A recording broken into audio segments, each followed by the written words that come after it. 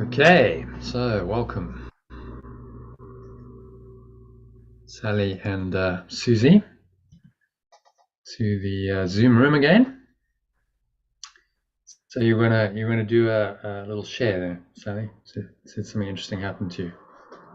Yeah. So yesterday evening, I was out for a dog walk, and I was extremely peaceful because I'd been on the call here at lunchtime, and the dog suddenly kind of looked around as though she'd sensed something, and I didn't pay a lot of attention. I was just in such a peaceful state, and she was like pivoting 360 in a circle, trying to ascertain where this energy was coming from. And then she looked at this woman talking to somebody that got a bike. And I didn't think much of it. She woofed, and then she went a bit closer and woofed again. And this woman started screaming and picking up a bulldog and hanging this bulldog from its neck, trying to keep it off the ground. And she was like really panicking. And I was just in this tranquil, completely peaceful state, observing what was happening. And I was watching myself walk very slowly towards them, staying really calm. And my dog just stood still and let me put her on the lead. And this woman's still continuing to scream. And she started yelling at me and saying, "It's always you." And I thought, I've never seen you before in my life. I think I would have remembered. And so I said to her, calm down, in a very just gentle, soft way. And she just carried on screaming and hanging the dog by its neck. And I was just puzzled, and the dog was puzzled. And we were both looking at her thinking, what's going on here then? And as I walked away, I heard her say again, "It's always her." So I was like walking away, "It's always her. What does that mean?" And then I met somebody, like it felt like an angel. The man came up to me and he said, "Oh, I watched that. You didn't do anything wrong. You stayed perfectly calm." And he said to me, like Jesus would just forgive and let it go. And I thought, I smiled to myself. I thought, having just been on the call a couple of hours ago, yeah, I forgive and let go like Jesus does. Yeah, cool. And uh, Yeah. and so I walked off and felt quite attacked by it. And so I did some work on it. And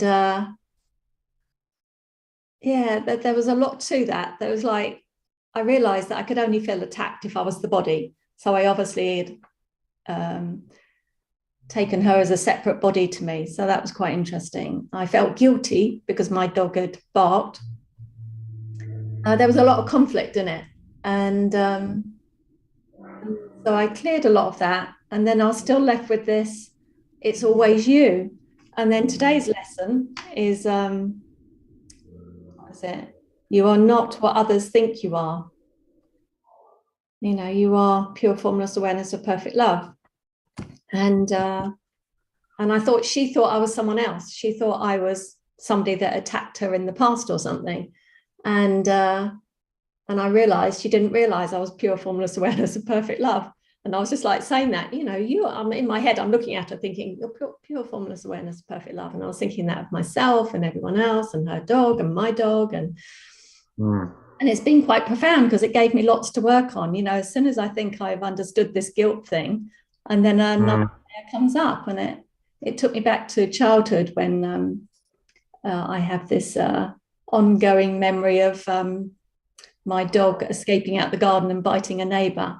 And so that was linked to this event as well, and gave me another opportunity to let go of that childhood event. But I just found her words, "It's always you," kind of hung in the air around me. And I was like sitting with that and going, yeah, well, it is always me. It's always pure love, always. And it doesn't matter what you think I am or what image you're projecting onto my physical body. I'm still always love, and you're always love. And That's always happening for you, yes, yeah, not to you. yeah. So it was an opportunity to revisit this childhood dog thing.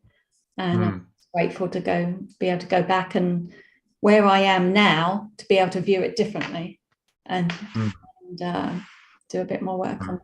So yeah, I just found that was just very interesting that could happen while I was feeling so deeply peaceful in perfect awareness.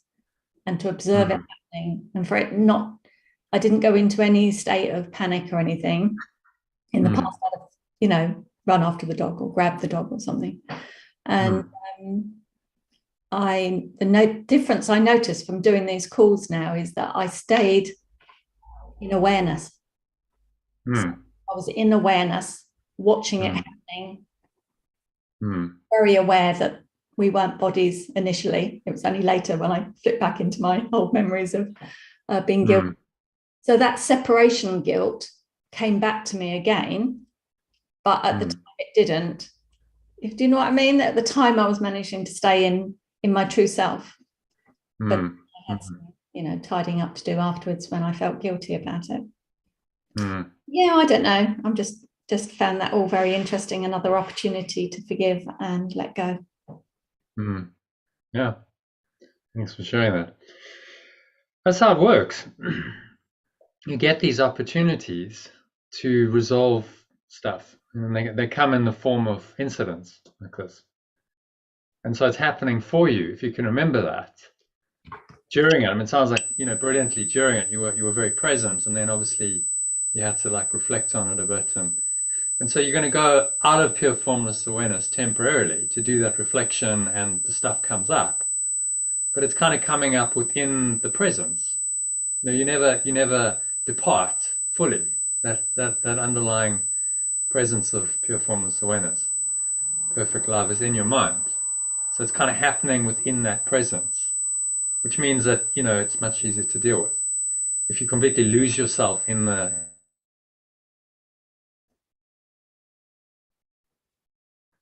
emotion, and it's to the connection with presence. So it arises within presence. You bring it in, you look at it, you let it go. You know, you do the forgiveness work, the letting go, and then it's kind of cleaned. And there's another part of your history, karma, that's now been dealt with in that incident.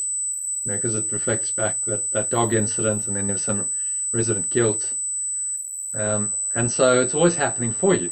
You know, interpreted correctly, the Holy Spirit is helping you to resolve that issue through this situation, to bring it up, you know, and it's perfect for you. So when she's saying it's always you, yeah, it's always for you. This is happening for you. And then you get the, you know, the sort of guide mentor figure. I mean, it's a little microcosm of the hero's journey, isn't it? In that little incident, because you've got, you know, the ego kicking off, drama, you know, so there's the kind of threshold guardian. It's always you, and reminding you of the guilt, and then along comes the angel, the, you know, inspired mentor helper. I don't know, you know, you're doing really well. Remember the truth. Yeah, you're just like Yeshua, which is an affirmation that, yeah, you actually, you know, you are living the teaching, that, you know, you did really well, and that's the right approach. And then you kind of go through a mini kind of abyss. Like, okay, so I have to go process that. So that doesn't feel that great when you're doing it. Process the guilt, release it, come out the other side, and you know, you're in the at-one-ment, and then you return with a gift. So I'll show the diagram as well for the benefit of, well, everyone on the call, I guess, anyone who's doing the recording. So almost, you know, this is both like a long-term sort of journey. You know, it might take years to play out, and it's the microcosm of what happens in an incident like that in a few hours. The call to adventure, you know, she's calling you to some kind of transformation, threshold guardian, and then you're getting the challenge and the temptation. The helper comes in to say, well, actually, you know, you did really well there. Then you've got to go and process it. So you go into that darkness, into the guilt, and transform it, let it go, and come out the other side as, you know, much more at one with your source. And then you return today, and you give the gift to everyone else in the session, and that's how you see so little in that last 24 hours. So it's a blueprint for both, you know, like one incident like this. It's got the elements of it, hasn't it? It's quite interesting. So to how it works. Thank you for putting that into that, because I kind of was thinking it was like that, but now you've earmarked who was playing what role and where Yeah. I was in the journey. That makes good sense. Yeah, thank you for that. And you can see how it's the same pattern playing out, all the time in your life. So then, if you can see that this is happening all the time, it's a good model. You go, okay, this is actually a good map. It's only a map. It's a map of the territory, and it can help you to understand what's going on and frame it, and hopefully move through this process quite quickly and smoothly. If you don't understand this at all, you can get stuck here, and you go, why is this happening to me? It's always me. How dare she? How dare she say that? And you can get stuck in an egoic reaction, and not kind of go, okay, no, but there's a journey here. Let me journey through this and process it, because I understand how this works. And so this kind of frames it, like all good models, into something that can become useful and helpful to you.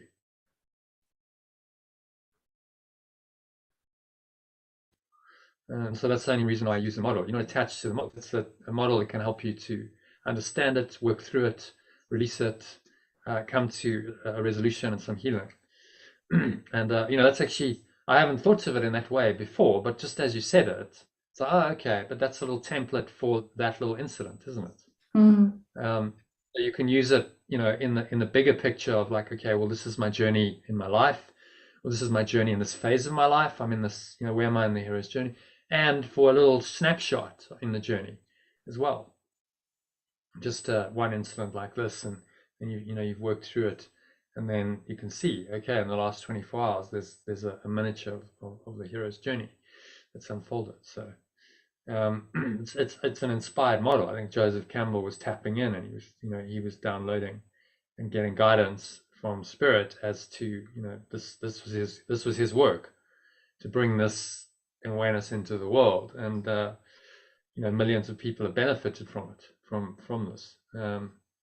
So if anybody kicks off again, I'll just think to myself, oh, they're calling me to adventure. Okay. Yeah, calling you to another adventure of going through the ego, through the challenge and the temptation, getting to the other side, to atonement. They're calling you to a greater at-one-ment with yourself and your source, and them, with everyone. That's what they're calling you to. That's always the call to adventure.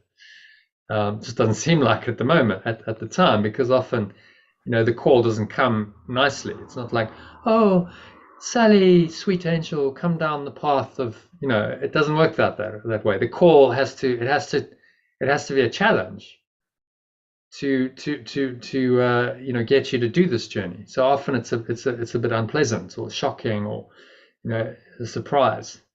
But the more you hold this in mind, you have that presence with you. You're like, well, I can just deal with this very calmly because I know what's happening. There's nothing that can come into your life that can't fit within this template, and you can't use and go through using this model with the understanding, the additional understanding of A Course in Miracles, which is that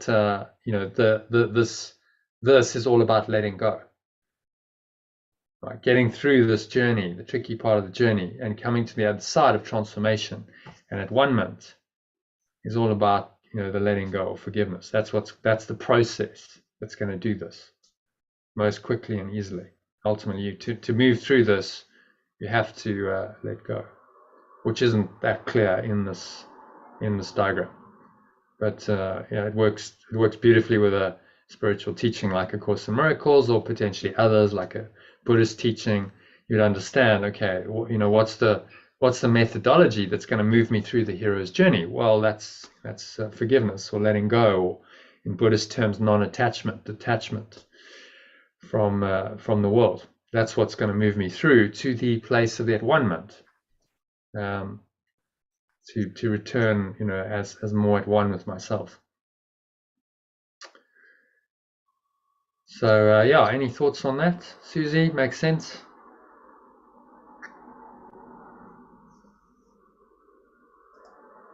Stop the share briefly. So at the very end of this journey, I was having a little bit of fear as I left the house this morning that I might meet her again and have a return visit to it. So that was just my ego coming in, trying to disturb my peace again. Yeah. Does that mean there's more work to be done? Or is it just letting go of the ego saying these things to me? Yeah. I mean, more work is more spiritual work, isn't it? So, okay, more letting go. That's the only work to do. Some more of the ego is revealing itself. And then the only answer to that is release it, let it go, and realize it's just another part of that belief system. It's a thought system. It's quite helpful to keep reminding yourself all the ego is a thought system. It's a tiny mad idea that's false, that's become a thought system into and unto itself, which seems to be big and hairy and scary, and most people are terrified, but it's a thought. That's all it is, which has then got spun into emotion, and now you have a whole past and you have memories, but it's all essentially just thought. So why are you scared of a thought? If you can see it like that, you can almost, like I do visualization sometimes, where it's like there's the bubble of ego stuff. It's like when you blowing bubbles as a kid, those bubbles, and that has no substance at all. That's like nothing. Seems to be all shiny and gleamy, and if you got entranced by the bubble, you could start studying the bubble, and the bubble could try and encompass you, but actually it's just pop. So then I just realize I'm just like taking a pin and popping it, and pop, because it's nothing. It's just a thought and emotion. That's all. And then you get the triggers. The external world is just a trigger for that to arise within you. That's all. So all the external world is doing, and this is what the ego invented it for, is to trigger itself to arise. So now you have a justification for the thoughts and the emotions that are arising. Oh, it's happening to me, and I'm the victim of this apparently apparent person, this world that's outside of me. And then it justifies all of the garbage that the ego wants you to believe in. And it needs the world to do that. Without the world, you would go, I can't believe in this. If you were incorporeal, how could you believe in that nonsense? You're like, well, why wouldn't I just stay in pure formless awareness of perfect love? But the world is the ego's defense mechanism. It's the projection of the thought system that's now used to convince you that yes, it is justified to not have pure formless awareness, to have anger and fear and hatred and guilt and sin and attack thoughts and whatever else. Those are justified because look, that person's done this has happened, and there's the justification. So it's a set up. Remember this. The world is setting you up to be upset. And that process, continues pretty much throughout your life. Which is why, your life's punctuated with drama and upset, and things seldom go smoothly for very long, because the ego doesn't like that. It needs the upsetting situations to trigger the upsets, so that those emotions can then come, because it exists through those thoughts and emotions. That's what it's made of. So that explains why the world is not a peaceful world, and why it doesn't matter what we do, as human beings and as a society. Yeah, right. Excuse my French, the shit is always there. It's always there, right, in life. It's throughout the ages. There's never been a time when there hasn't been conflict, sickness, sadness, pain, suffering, poverty, all these things that haunt humanity. There's never been a time that they haven't been there. No society's eliminated them. That's got to tell you something. Well, why not? Because they're part of the construct. So what Yeshua is saying to us is, look, this has always failed, this thought system, and this is what it's always brought you. Can you not see that and just be willing to see it for what it is and let it go? And say, no, I'm not doing this anymore. This is not, the thought system doesn't work. So it doesn't matter how much I try within this thought system, it's not going to work ever. What Sally shared, though, was her experience, weren't it, of what had happened. And that woman totally got triggered by Sally, not the other way around. And Sally was in her zone. And I've always remembered that thoughts don't mean anything. They're not real or whatever, but we get into that story because we've attached a story to it. So I think it's really good how Sally she was in her zone. Nothing was going to faze her at that moment, because she was that pure awareness, Mm. you know. And I'm saying it because I've started to realize sometimes when I sit and I know that I'm just space, there is no thoughts, there are no emotions. It's just a space that I am in. And I have to allow myself to be in that space. And sometimes when you go out, you are that space. There's no separation, but you are that space, and there ain't no nothing. I don't get that lots of times, but I'm just saying it was lovely how Sally was explaining this experience of herself, which she wasn't really triggered by anything. That woman was the trigger for her, but it did make Sally think in the end, or let us see that she, you know, because she felt guilt or whatever. But yeah, I like it. I like how showing the hero's journey as well, that you're in that kind of, and it doesn't have to be something big. It could just be somebody knocks on the door and something happens, or something, you know. And I love how you've said that, Sally, because it's true. Other people get triggered by us, and we can easily blame ourselves or think there's something that we have done when we haven't, you know. Yeah, it's all happening for you, and yeah, always remember that. So you're on the hero's journey, and the hero you need the challenges, and you need the temptations. That's part of the journey. Without those, you don't grow. So you have to kind of learn to welcome them in. Say, okay, this is all okay. This is you know, to be expected. I'm going to get challenges and temptations on the journey, but I that's upgrade the ability to deal with them. You know, as you deal with them successfully, you know, the challenges might get seemingly tougher because you can handle more, and so that there's now more stuff you can process and deal with. You look at, let's say, Yeshua. I mean, he was enlightened in his last 3 years. You know, he'd attained Christ consciousness, but he had many challenges in that time. Going out, and he was really rocking the boat of the existing religious order. They didn't like him. They were constantly trying to trip him up. And there was this one incident. I mean, this is just a model of, you know, how to deal with any, you know, difficulty. It was potentially life-threatening for him and the lady. It was the story of the adulteress. If you know the Bible, they apparently found this woman in the act of adultery. Now, how exactly they did that, what the mind boggles. But they haul her in front of him, and this is a death penalty offense in the Mosaic law, which was the, you know, ruling law of the Jews at the time. So these scribes, the Pharisees and the Sadducees, they're trying to trick him. They found this woman. They're like, right, so we're going to get this guy. So there's a whole crowd. They haul her in front of him. They say, you know, teacher, what do you say? This woman's been, you know, caught in the act of adultery. The law of Moses said that she should be stoned to death. But what do you say? And so they're hoping he'll say, well, no, you know, we shouldn't. And then they'll say, oh, well, he's defying the law of Moses. Stone him to death. Because this was the kind of, you know, this is how it worked. It was kind of the law of stoning to death. There's no, you know, proper justice system. And so they're hoping to trick him and maybe, you know, get rid of him this way. And there's a whole crowd, and, you know, this kind of stuff did happen. The crowd turned against you. You could, you know, very easily find yourself dead. So in that moment, he had the presence to just, you know, history records, he just went down on his haunches and he drew something in the sand. And I think that was just to give himself time. He was like, okay, so I don't have to just pause, don't react straight away, give myself a few moments. And it looks like he's doing something. So everyone's like, oh, you know, what's he doing? Scribbling something in the sand.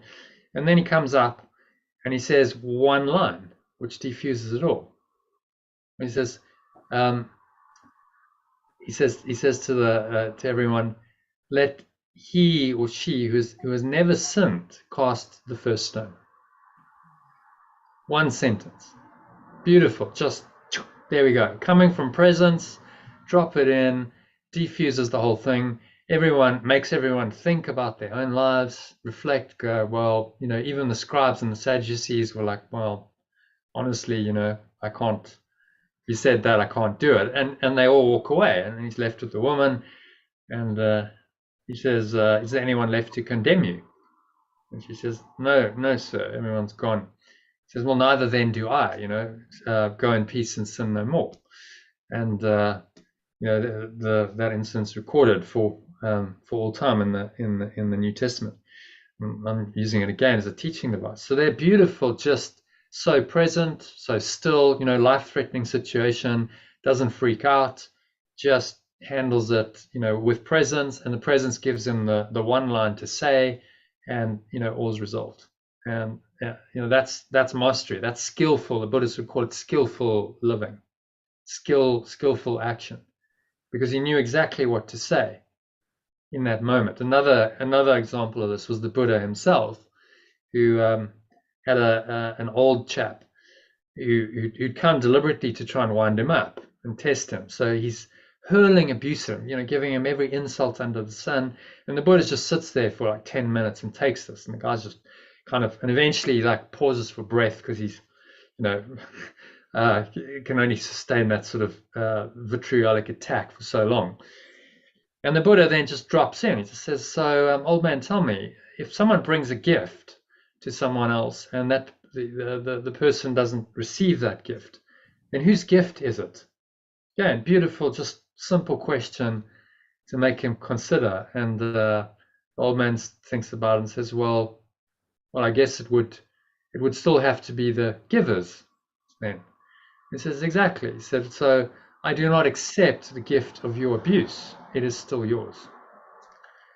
And that kind of rocks the old man a bit, and he's like, whoa, okay, that's wisdom that I've never seen before. And so then he becomes the Buddha's disciple, and he turns it around from, he's trying to wind me up, and instead of feeling personally offended, he just completely, non-attached, hears it out, drops in the simple question, turns the whole situation around. He has compassion for the guy, and you realize actually this is just a cry for love. He's actually here to be taught, and he waits for his moment, drops it in, turns it all around, and then he's got another follower who's presumably followed him for the rest of his life, because he'd had such a profound experience. He'd never seen anyone deal with a situation like that with such skill. So there's two examples from two masters at different points in history, just showing you, well, that's how it can be. You can just be in that moment. You can be guided and say exactly the right thing at the right time in a potentially tricky situation. The one was life-threatening, the other one wasn't, but where apparently anger would be justified or fear would be justified, and there's just the pure formless awareness of perfect love comes through and handles the whole thing with absolute ease and grace. And that's the flow. In these situations, we can be rooted in presence, and we can be guided as to what to say and what to do from that presence. And that's how flow works. That's exactly what flow is. It's the presence in action in your life to take effective action. Effective words, effective action come from presence to help you on your journey. The only purpose of those words and actions is to help you resolve the situation, to learn from it, and to move through your hero's journey to the other side where there's a sense of being at one. And so to come back to my original point, both of these guys were tested. They were masters, but they continually got tested. And eventually, Yeshua's final test was the crucifixion. A massive test to stay present through that. And he did. And then demonstrated that even in that extreme temptation to fear and judge and think attack thoughts, he stayed present, and he was still, connected to source. He says, forgive them, Father, source, for they know not what they do. He said it because he was bringing in the presence in that moment, saying, yes, I'm still in the presence, and it's still here, and it still applies, even though, this apparently horrible thing is unfolding, to remind everyone that the source is still there. And, in those extreme situations, that's a teaching for the whole world. The crucifixion, resurrection drama is really this hero's journey played out to its extreme. He actually did die in the physical and then resurrects. So that's a symbol of the transformation, and is now, fully at one with source. So another level of enlightenment compared with, prior to to his crucifixion and resurrection. So these situations are always happening for us, and without all of those challenges, to finish the point, they wouldn't have been who they were. Those were necessary. Those were part of the story, their own hero's journey of awakening, which is now recorded, and is there as learning for everyone. And they wouldn't without all of those challenges and temptations, they wouldn't have become who they became, and they wouldn't be the inspirational figures that we see them as. It's only because they had challenges and they dealt with them through presence that we go, okay, I can. This is the way show. This is the role model. I can look up to this. Say yes, this is the way I'd like to be too. So you just got to say, bring it on. Doesn't matter what it is. The crucifixion for me is just like, it doesn't matter what's happening. You can always stay in presence. That's the message. Even when something horrific as that is happening to you, you can always stay rooted in the source. It is always possible. So if Yeshua could do it in that extreme situation, what's your excuse? Why can't you do it? When the lady's swinging a dog around, or someone's verbally attacking you, or whatever the case is, you have financial challenges, or and life goes on. Whatever the challenge is, it's not going to be as extreme as the crucifixion, probably. So it's kind of the ultimate example of, okay, stay present in the face of temptation. It's really good, Jono, because we forget that, don't we? I mean, if you didn't just go off on that and just say that it's here in the moment, and it's our choice, isn't it? And it's great that we're practicing with you daily, but wow, that was profound, because it's the truth, isn't it? But we forget that, or we just, I don't even know if it's forget. I think depending on your mind or anybody's mind, you're in and out, ain't you? You're in and out unless you stay. And that's why I like your breath breaks, I guess, because they're a great reminder that you can it's always here. Gosh, isn't it lovely? Isn't that lovely to know it's always here? You just got to bring yourself back to that. Help is one breath away.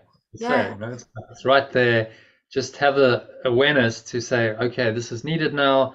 Drop into it for a few minutes. Change your state.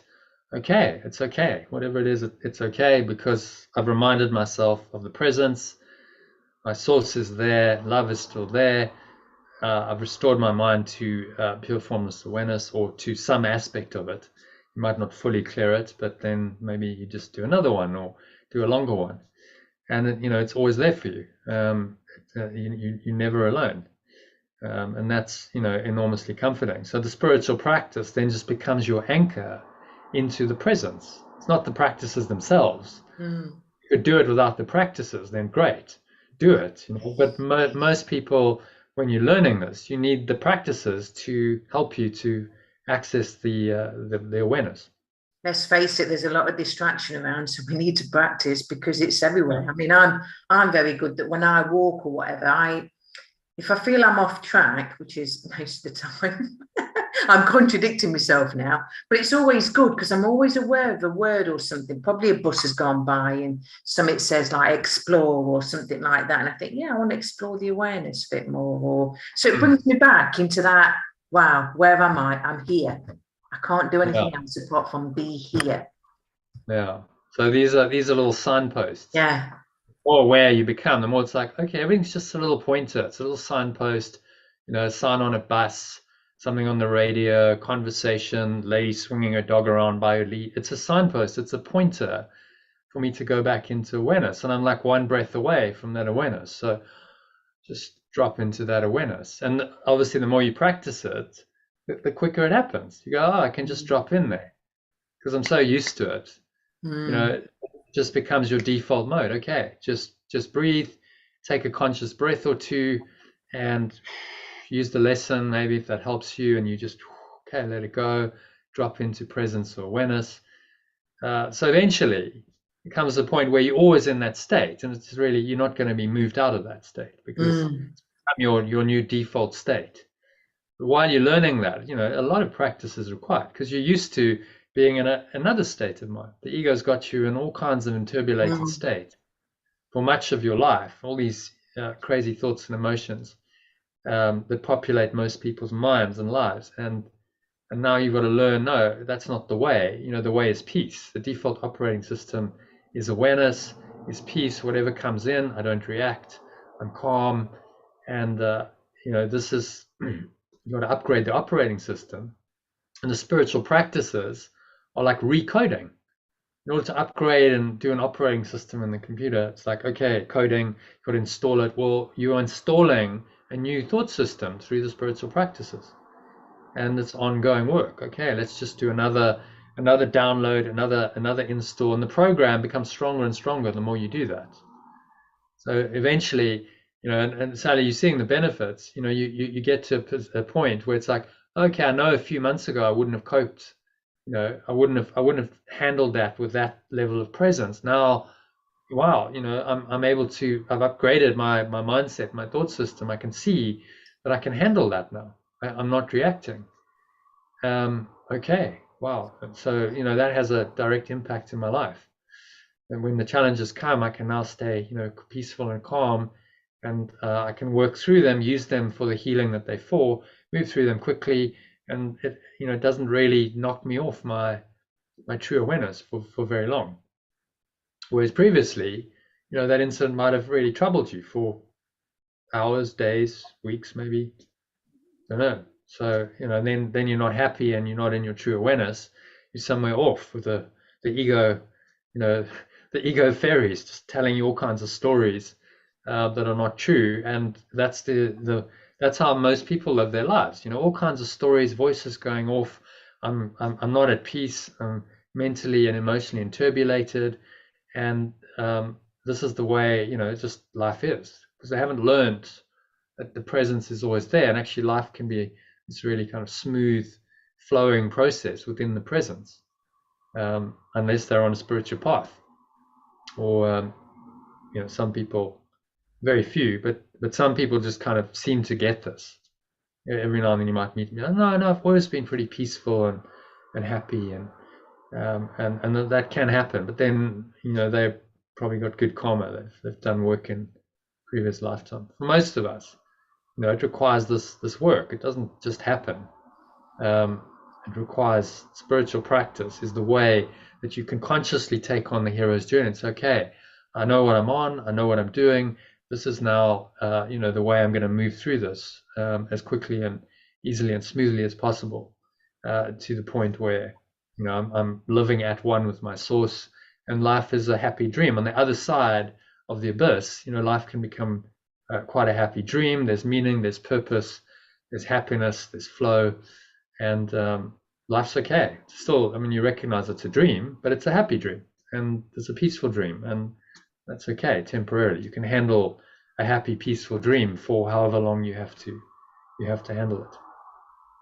You're not. I guess when you say it in that way, I guess people that do suffer with like depression moments and stuff like that, it's not even not knowing, it's probably a denial, and the ego knows what to do, doesn't it? The ego's kind of got its own way of how it can, because I always think even when you're in that state, your natural state, as you've said time before, is peace.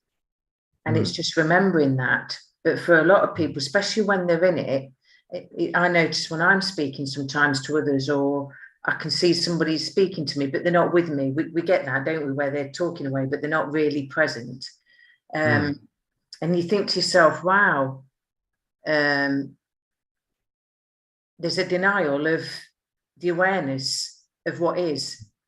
And I think that's a bit, because you can put anybody off by saying, but you're here, that's not true. Sometimes you just got to go with it, but I think I know what I'm trying to say. Well, I do know what I'm trying to say. But I'm just saying that even if you do feel, because that's what's helping me, this space and everything, because I do think there's a lot going off, but I just have to keep reminding myself of the space that I am. And then I feel really grateful that all this crap's going off. and I can feel it within me, but I do know that peace is still with me, regardless of what illusion wants to come up, or, you know. So it's coming up within the spacious awareness. Yeah. And it's coming up to Formless me, isn't it? awareness. It's coming, and so it's still arising, but yeah. that presence is like wrapping it. It's like the underlying presence that's there. That's okay. So bring it in, look at it, and you know it. But you don't have to freak out. It's okay, because the presence is there, and that's kind of the anchor. I think people really struggle. You know, if you've totally disconnected from presence, and then stuff happens, they all at sea because they don't know what to do. There's no, it's just, and then they're just trying to deal with it in the ego without, you know, that presence. It's too blocked, and there's no real answer in the ego. You know, it doesn't give any credible, sensible answers to anything. So what do? Then you feel panicked, you feel stressed, and then people turn to answers that are not appropriate. You know, that okay, well, the ego will tell you, you know, just deny it, repress it, distract yourself, you know, go do something else, take a substance, take a drug, take a, you know, alcohol, whatever, to change your state, to suppress it. It's got all kinds of strategies, none of which will work. The only thing that's going to work is being present and looking at it with awareness and releasing it, letting it go. And no one gets trained. The crazy thing is there's one essential skill you have to learn, which is letting go. And no one teaches you that. So you come on a course like this, a program like this, or you know, some other spiritual path. No one teaches you that in life. When you think of what you learned when you were a kid, the one essential skill in all of your schooling is not taught to you, of how you can actually live a healthy, you know, functional, happy life. No one teaches you. In fact, they teach you quite the opposite. No, do care about everything, do get attached and do react. And so, you know, imagine a society where kids were taught this, taught the skill of, yes, this is how you let go, and this is how you deal with difficulty and challenges and trauma. And they were taught a forgiveness or letting go process and some mindfulness, like meditation.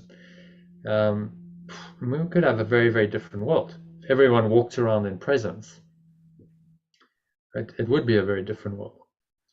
But that's why there's a beauty watching a load of kids at 5 or 6, because they don't give a damn about no, do they? They're just them. They're pure innocence, isn't it?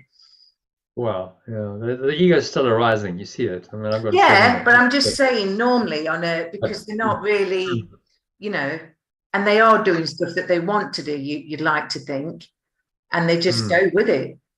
But that's what I mean. I don't mean any other way, because you never know what it's like at home for them. But I'm just saying, sometimes when you walk by a play school and you hear them all cackling and playing, it's just.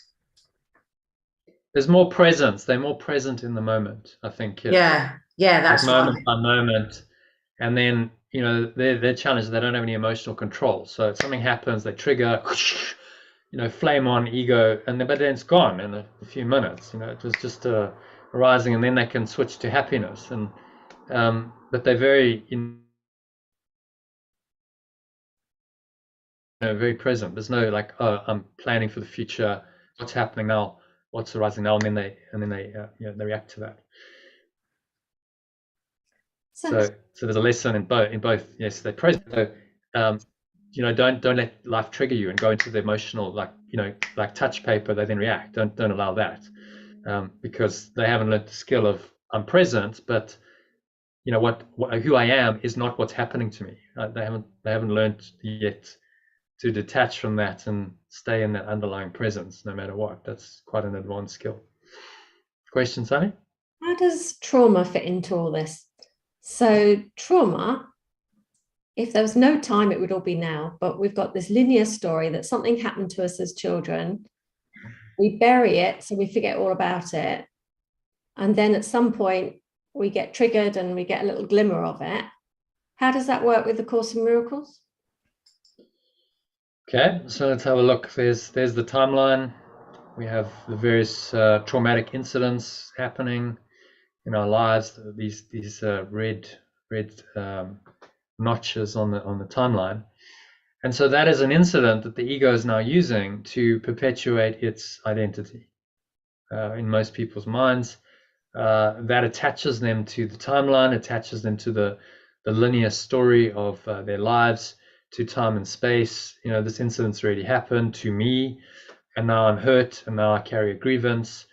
And so, you know, let's say a child's major death of a parent in your childhood, you know, major trauma, and the child then carries that. If they don't know how to process that and deal with it, that's probably going to affect the rest of their life. So now that one incident of abandonment and loss is the theme of their life, and they go through their life and they keep kind of having that come up. And so other incidents happen, they get divorced, they have relationships that fail, and it keeps triggering the abandonment program that was kind of installed from that, you know, early childhood loss. And so that program, which is the ego's thought system of loss, sacrifice, loss, suffering, you know, the victim of the world, keeps playing itself out throughout their life, and they experience all these traumas that are just a reminder that seem to reinforce that original incident, and the truth, that the seeming truth the ego is telling them, that, well, you don't really deserve love. You know, you're not worthy of love. Everyone you love is going to leave you, and you're going to be alone and bereft. And then that pattern plays out through their life. So Course in Miracles would say, okay, so it's happened again. You've had another trauma. You know, your marriage is just the surrogate parent you married, well, that's just broken down. So you have a messy divorce, for instance, and look at that from this perspective. Don't just go, oh, this always happens to me, you know, isn't it terrible? And then you just perpetuate the ego's story of abandonment and victimhood. You look at it from the perspective of pure formless awareness and say, okay, so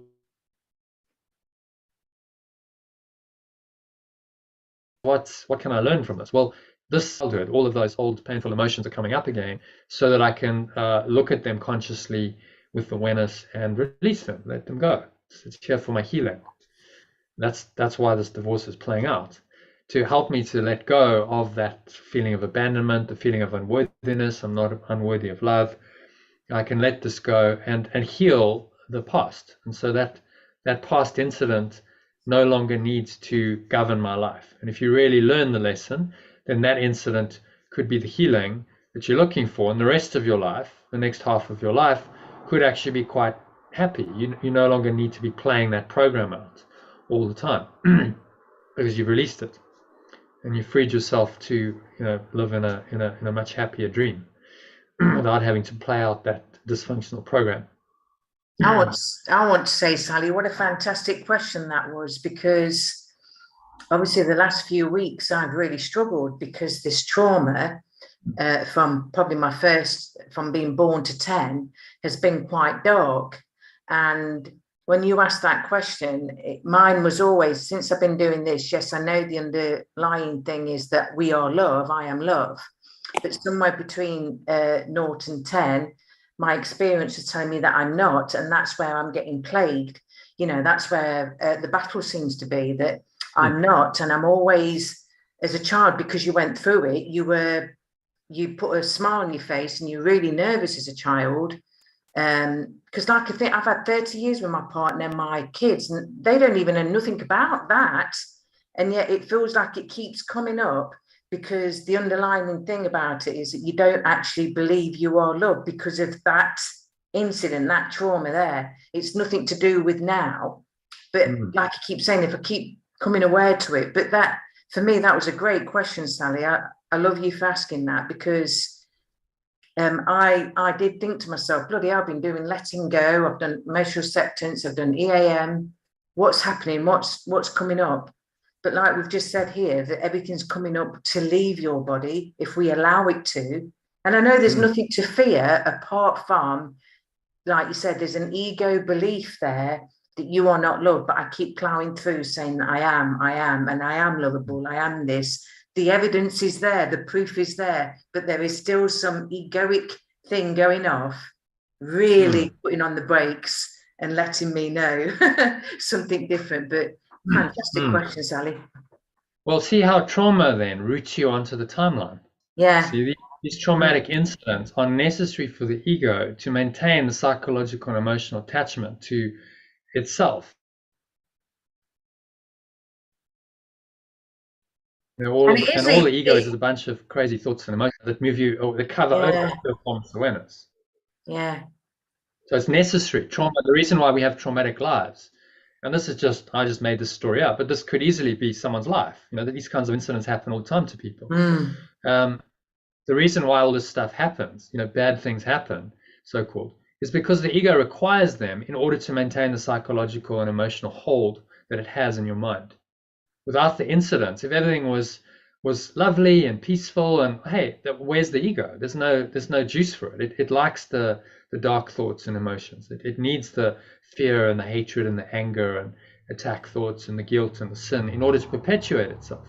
And so the incidents are there to justify that you know, its program, and keep you as far away from pure formless awareness of perfect love, which is the blue circle, as possible. So there's these two dynamic, you know, in this diagram, the way it's the one is trying to root you down onto the timeline. No, you are this. Don't forget it. This really happened.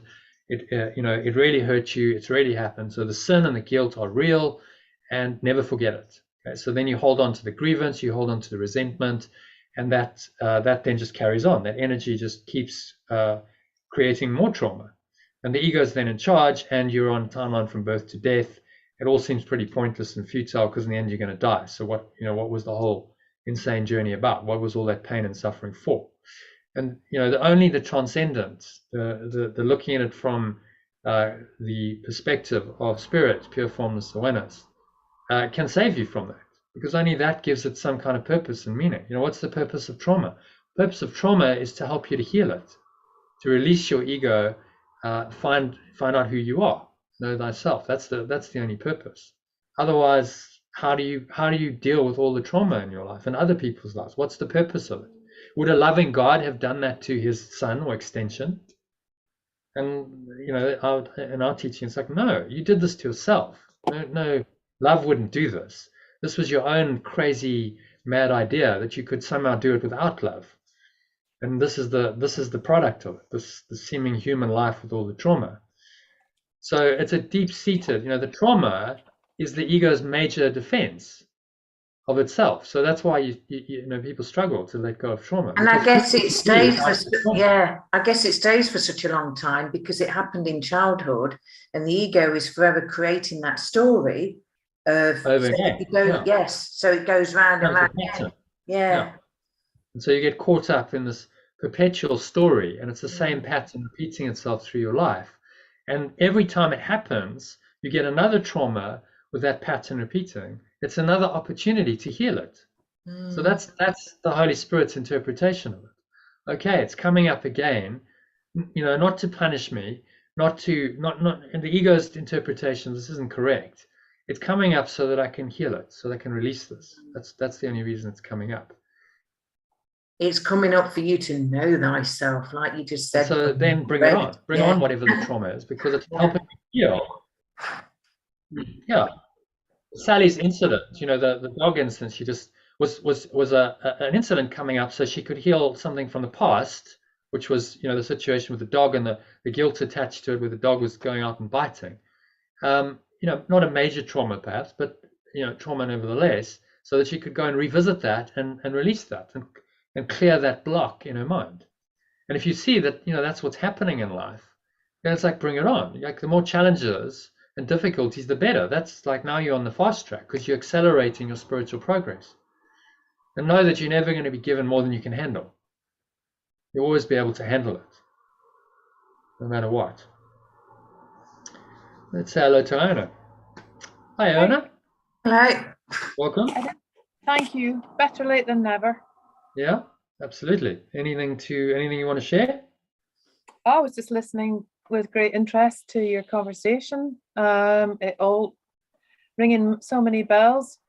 Yeah, it's lots of challenges and difficulties appearing at the moment, and it's good to be remembered to be reminded, you know, with encouragement, yeah, bring it on, because it's fast and furious, but never more than I can actually handle. Yeah. Eventually, I mean, there's again, movies, you know, they can be great teachers. If you remember The Matrix, you remember that scene towards the end where he's on the subway and he's got to face Smith, who's his ego.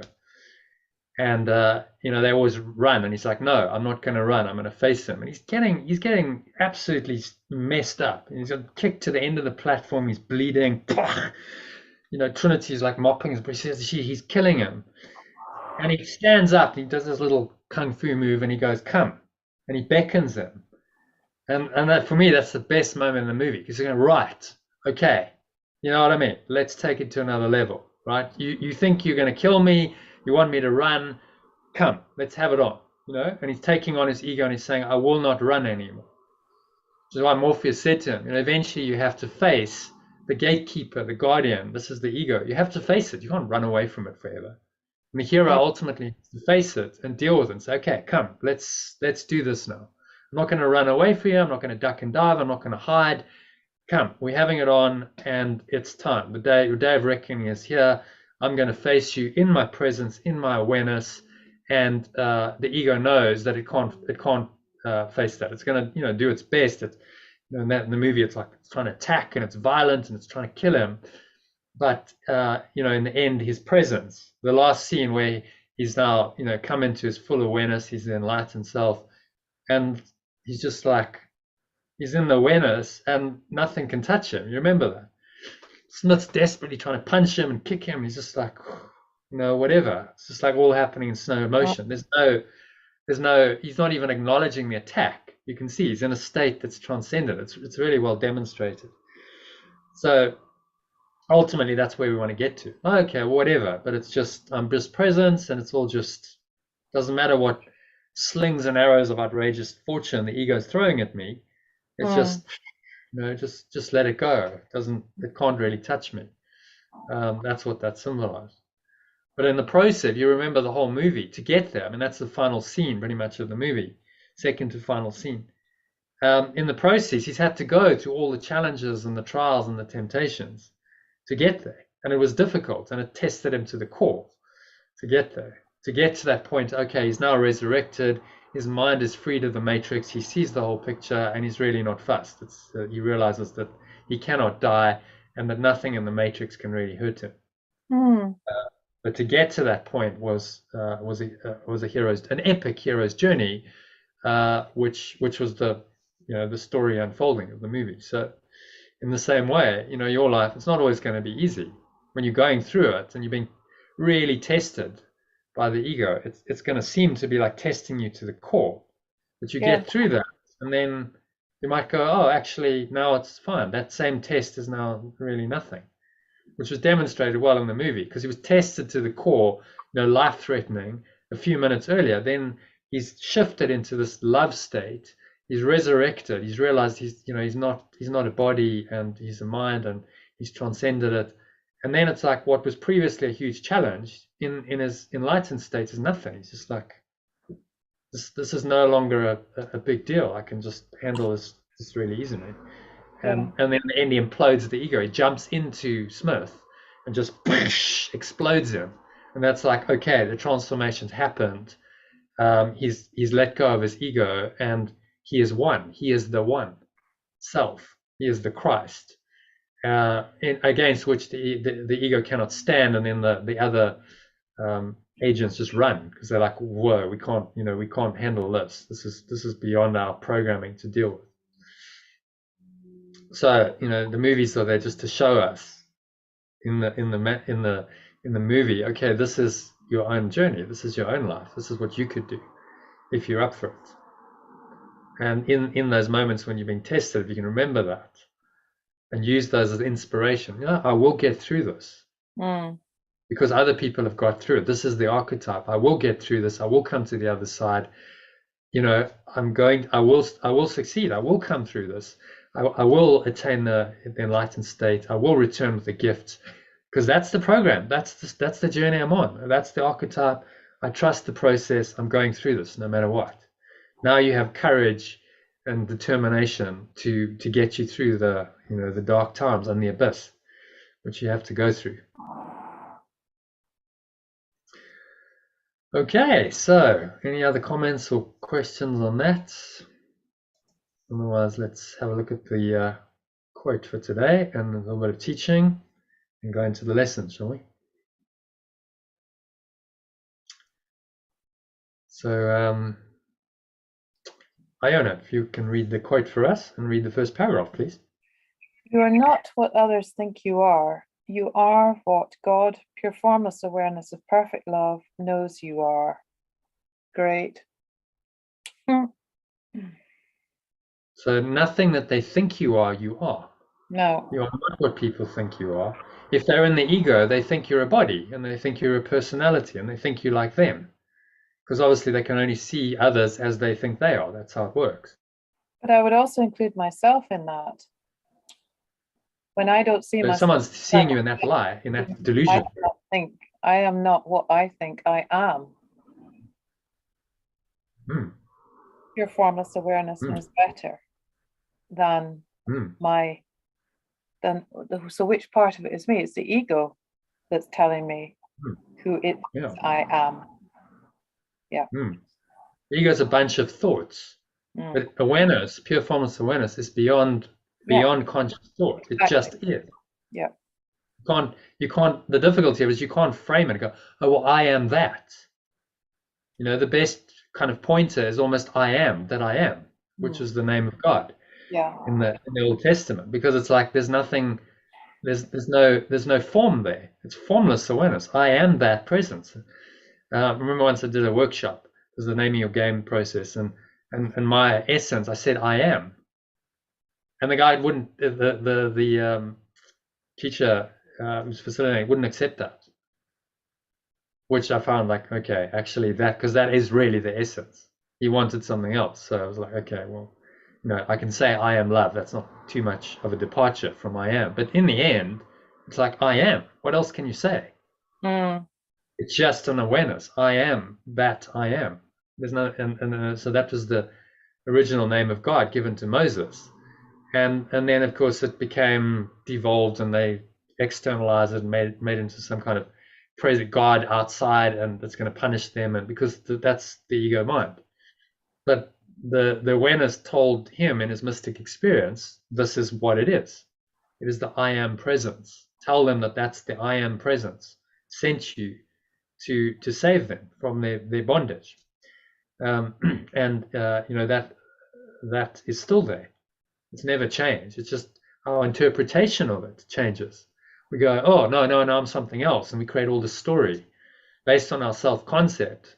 We then create up a false self, and the false self then has to have a false God, and the whole construct, is false. And we forget the I am presence that knows, that just is what you are.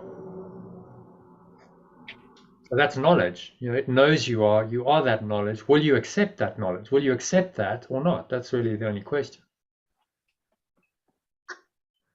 Yeah. Okay. Second paragraph. Susie, if you can read that. Being the fundamental awareness. Being the fundamental awareness without which you would have no life, this awareness must also be your own awareness. So in truth, you must know God, or pure formless awareness of perfect love, as God, or pure formless awareness of perfect love knows you.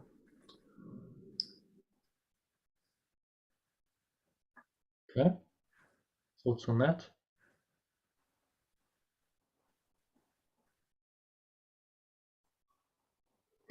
It's almost so obvious. You go, how could I miss it? It's my own awareness. It's like, duh.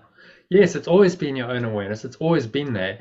It's the essence of your life. It's what gives you any kind of life. How could you not know that? That's why Yeshua's saying this is crazy. How could you not know who you are? How could you deny who you are? I mean, this is impossible. You can't. Only in a complete delusion could you do that, which is what we've got ourselves wrapped up into, through the ego, and that's why it's saying the whole thing's delusion and illusion, and just needs to be let go of. Yeah, but like you said, we've not been taught this, have we? from children, because if you knew as a child that that's all you are, awareness, you won't be here today, would you? Well, your life would be different, but you know, the way it seems to work is we have to go through the ego. We get kind of jacked into the ego, and our first 20, 30, 40 years of life are like the process of getting more into the ego's thought system. We get ourselves screwed in literally to the ego's thought system, and then at some point in our lives we go, okay, this isn't working and I need to go in the opposite direction. And that's then the spiritual awakening and transformation. But initially, you know, we learn the ego's thought system, we realize to a point where we realize this isn't working, and then we start the transformation. And there's no reason why you couldn't start it younger. I think there are, you know, 20-something-year-olds now waking up. I've met some of them. So they're doing it at a younger and younger age. They're questioning. But is A Course in Miracles appropriate for a 7-year-old? Probably not. You know, I think they need to go through a process of, okay, go through it, you know, learn the ego's ways, experience it, and then, you know, don't forget it completely. There's still some awareness there that, okay, there's something else, and so you can introduce them to like mindfulness practices and stuff. But a pure non-dual teaching is probably not, you know, going to help them. They need to go through 10, 20 years of life of like actually living and experiencing the ego to then maybe later when they're adults to then say, okay, you know, I'm ready to undo this. I remember what my parents taught me. I didn't believe them at the time because, you know, what do parents know? I mean, parents never know anything, do they? And I thought I knew better, but now maybe I see the wisdom and it comes back to me. And you kind of have to, Mariana, this might be helpful for you. Yeah, kind of have to let them play that out, don't you? Almost say, well, when you're ready, because like I can't force it on you. You know, when you're ready, in your own time, when you've had enough of the ego, then call me. You know, and then we can have a really open, heart-based conversation. And there's a great story I'll share from Byron Katie. You're probably familiar with her work. You know, the work 4 questions. So she'd had a transformation. She kind of woke up after, you know, rehab center, and suddenly the ego just kind of dropped away, a bit like Eckhart Tolle, just sudden, you know, overnight awakening. And then she went back to her home life, and, you know, obviously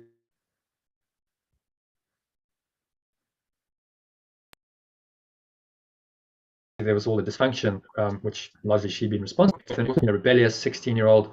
She's going out every night. She's using drugs, alcohol, and Byron Katie had the wisdom to say, well, I can't really tell you not to do that, because you're just going to turn around and say, well, you did it for years, because she was, you know, alcoholic, and I think she was using drugs as well.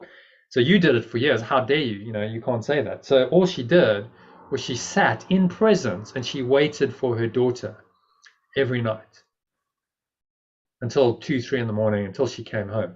And she did that for like 2 weeks, 3 weeks. And just making sure she's okay. She'd say, no judgment. She didn't say like, young lady, what are you doing? You're ruining your. She just like, are you okay? And yeah, Mom, I'm fine. And she'd go off to bed. And then eventually one night she came in and her daughter said, Mom, I can't do this anymore. Help me. And then she could help her because the invitation had come from her daughter. So it's like that. Okay, let's let her play out. Let's let her suffer until she's ready, and then, you know, the door's open and I'll help her. But a lot of wisdom to, you know, to be able to do that. A lot of awareness to see your own daughter suffer and not jump into, you know, that automatic parent mode. Oh no, you know, I've got to stop this. I've got to prevent it. You know, exert parental discipline, or, you know, start attacking her or whatever. Just to go, okay, I'll deal with this in awareness. Okay, so next one, Sally, having or being this awareness. Having or being this awareness is what Yeshua calls knowledge in A Course in Miracles, which is the ultimate goal of this course, to help you fully experience or be eternally, which, remember, means timelessly. So this awareness does not perceive time or its twin illusion, space, at all. Therefore, to know God is to fully experience or be pure formless awareness of perfect love, which is timeless and transcends the illusion of time and space. It is the ultimate escape or release from the self-imposed imprisonment of your mind in what Einstein calls an optical delusion of consciousness in his memorable quote. A human being is a part of the whole called by us universe, a part limited in time and space. He experiences himself and his thoughts and feelings as something separate from the rest, a kind of optical delusion of his consciousness. This delusion is a kind of prison for us, restricting us to our personal desires and to affection from a few people nearest to us. Our task must be to free ourselves from this prison by widening our circle of compassion to embrace all living creatures and the whole of nature in its beauty. And be compassionate to ourselves. And this was a scientist. I mean, that's not a scientist quote. That's like a spiritual quote. It just shows you, his path was through science, but he attained the same kind of awareness as a spiritual master. And that could be a spiritual master who said that. Awareness of the illusion, awareness that there's something beyond it. Our task must be love, compassion, oneness, and freeing ourselves from this optical delusion of consciousness that is the ego, that's telling us, no, you are limited in time and space, you are this body, you are a personality limited to just your personal desires, to your special relationships, a few affection for a few persons nearest to us, talking about the special relationship there. And our task must be to free ourselves. This is the purpose of our lives, from this imprisonment, self-imposed imprisonment, to embrace everything, unconditional love for all.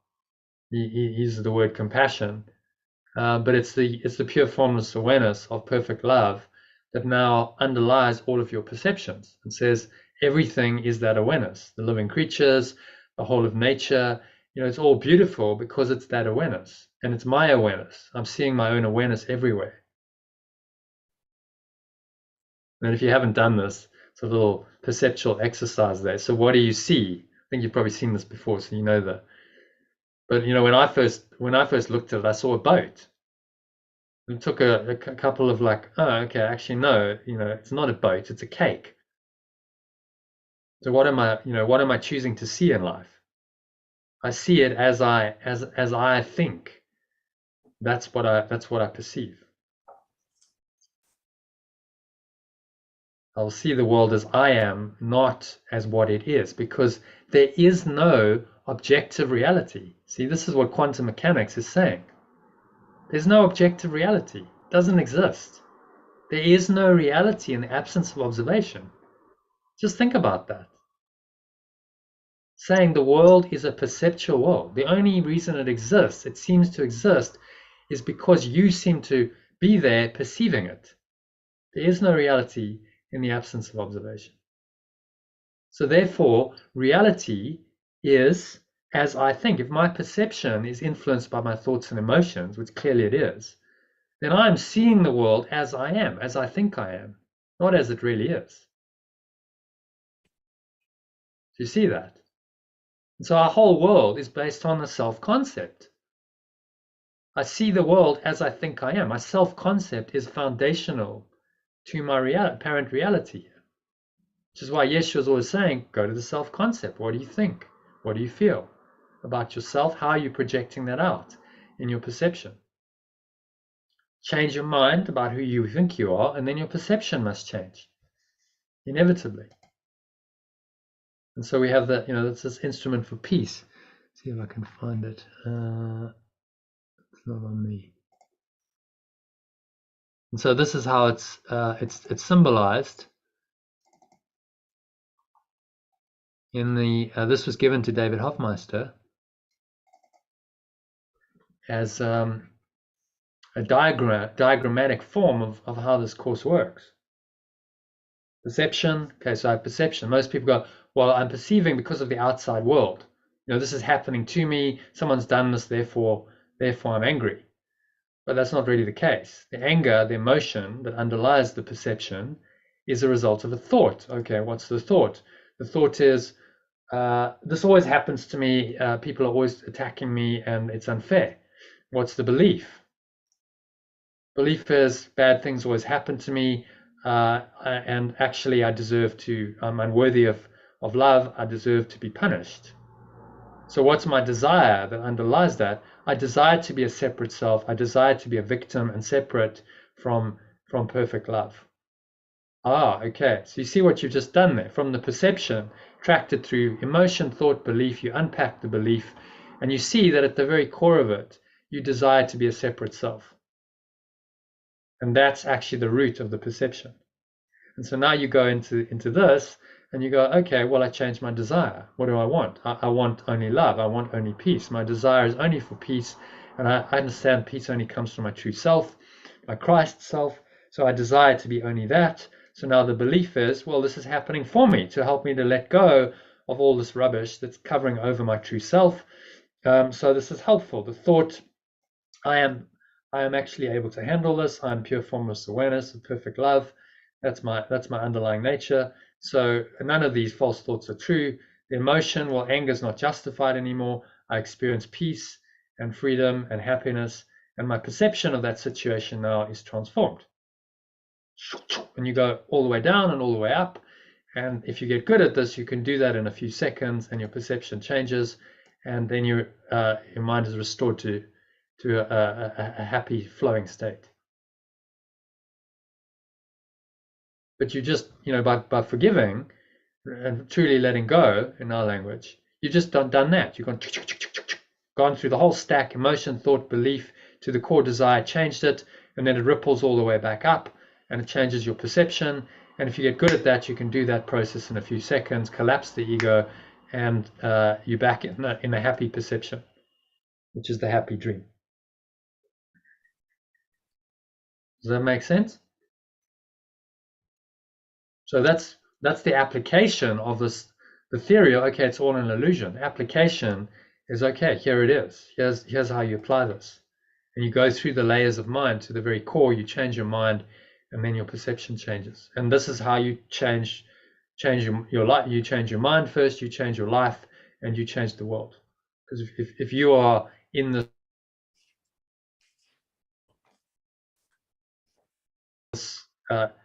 awareness, and you demonstrate the light of the world shining into the world, showing people that there's another way of being in the world. You become the Christ by example. This is what Yeshua is calling us to be. And his example changed the world because he lived that so truly. It's the way show for millions and millions of people who can learn from that example. Well, you can be the same to others. Okay. Any questions on the instrument for peace? And you can use it, so just the theory, the diagram is a good reminder, but if you want to just dive into it, you fill in the A, B, C, D, E, and you work through an issue.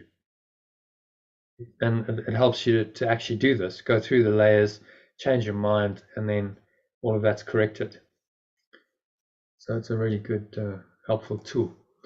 Thank you to David Hoffmeister and the Loving Miracles community for that. So they created it and give it away freely. So next one, we literally went out of our minds. Sally, do you want to read that? Or no, Sally just read. I think it's Iona again.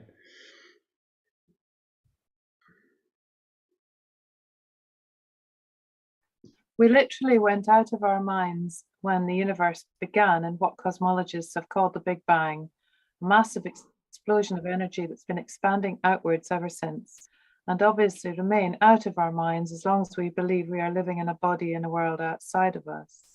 However, while we are seemingly living in a body in this world, we do have the choice of how to see everything in the world, which is what Einstein is alluding to in today's quote. We can choose. Just pause it there. So, just to return to our diagram, I'm opening it up by default. I think just to say, the Big Bang is just this explosion of mind energy. What is energy? If you ask scientists, they can't tell you. Well, energy must be thought. One scientist did say, he said the universe is more like a great thought than a great machine. A guy called James Jeans in the 30s, just after quantum mechanics. It's a great thought because energy is projected thought. What else would it be? So this massive explosion of energy, thought outwards, as a result of the split in your mind. Because cosmologists cannot explain why the Big Bang happened. There's no attempt to explain it. They just go, okay, it has happened, and now we take it from here. Well, Yeshua's questioning it, saying, well, has it really happened? You seem to have the evidence of it in the world around you and in your sense perceptions, but how do you know? Is it not just an optical delusion of consciousness, which is what Einstein was pointing to?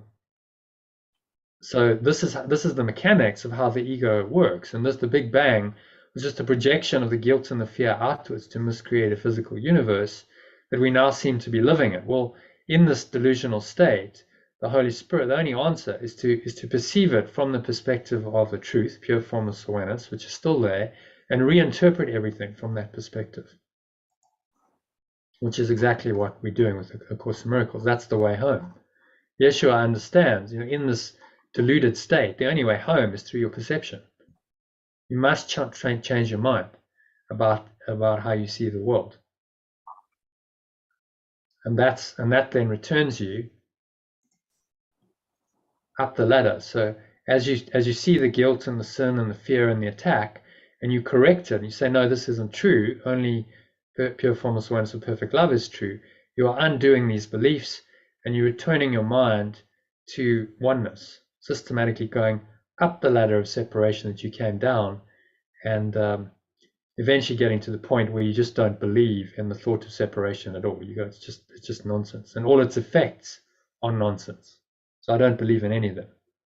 Only pure formless awareness of perfect love is true. And when you're rooted in that awareness, that's the enlightened state. There's no more lessons to learn, and you lay the body aside, and the whole dream disappears, and you merge back into that.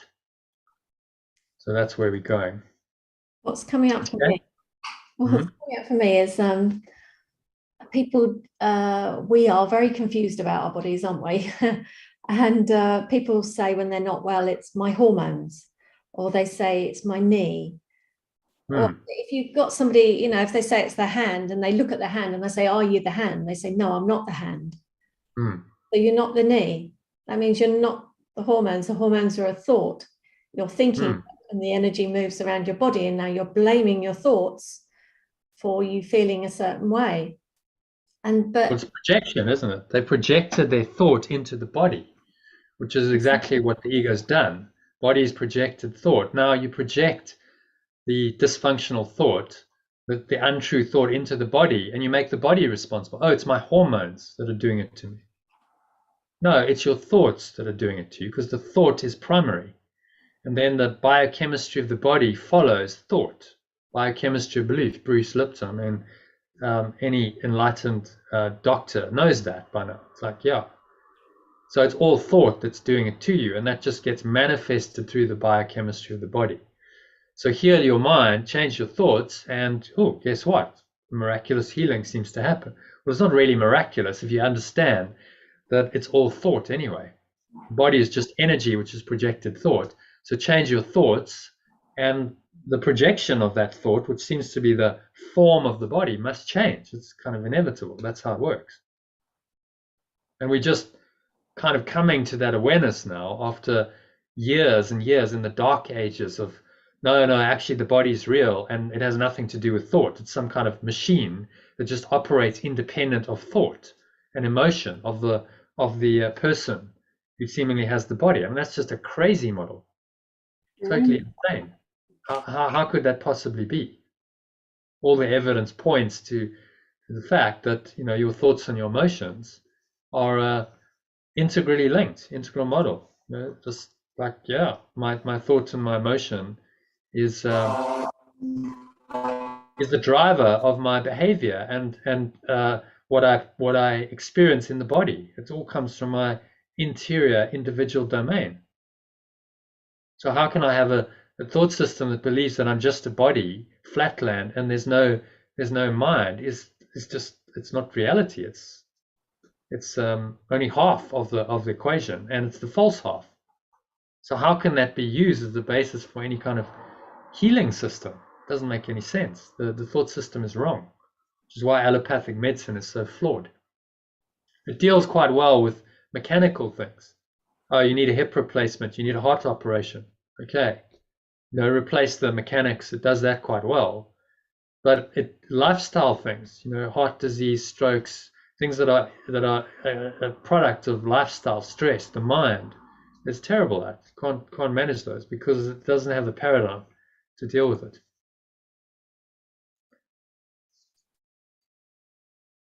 Any other thoughts on that? No. Okay, so we can choose to perceive, where are we? Choose to perceive everything as only what it appears to be. Susie, if you can read that. We can choose to perceive everything as only what it appears to be, i.e. that there is no deeper or higher dimension of reality than the physical universe, and it is the ultimate reality, a perception that philosopher Ken Wilber calls flatland, and which has found its best expression in the scientific materialistic worldview based on Newtonian physics, which postulates that the physical universe operates according to fixed laws independent of the observer. Okay, so the Newtonian physics, which is what our science is based on, says there really is an external world. It's independent of the observer. These laws operate whether you're there or not, and consciousness has no real place in that universe. It's a mechanistic universe. The universe continues with or without you. You're just a small insignificant part of that, and your perception and your mind don't really have any effect. That's what Newtonian physics is saying, and that's what our science is based on. So Western medicine and really all of the structures that have been built over the last few hundred years of society are based on that thought system, and they are false, they are flawed. So 100 years ago, quantum mechanics comes in and says, no, Newton had it all wrong. That's not how it is. It's actually, there is no reality in the absence of observation. Consciousness is primary in the creation of reality. They've done experiments where they see that. The intention of the experimenter profoundly influences the experiment. And that's over and over and over again in thousands of different labs around the world. So that's got to say, well, there's some kind of law that Newton didn't understand. And he even said at the end of his life, it seems like I've been a little boy, playing around with seashells and pebbles on the shore when the great ocean of truth lay all undiscovered before me. So he knew that he hadn't really scratched the surface of truth.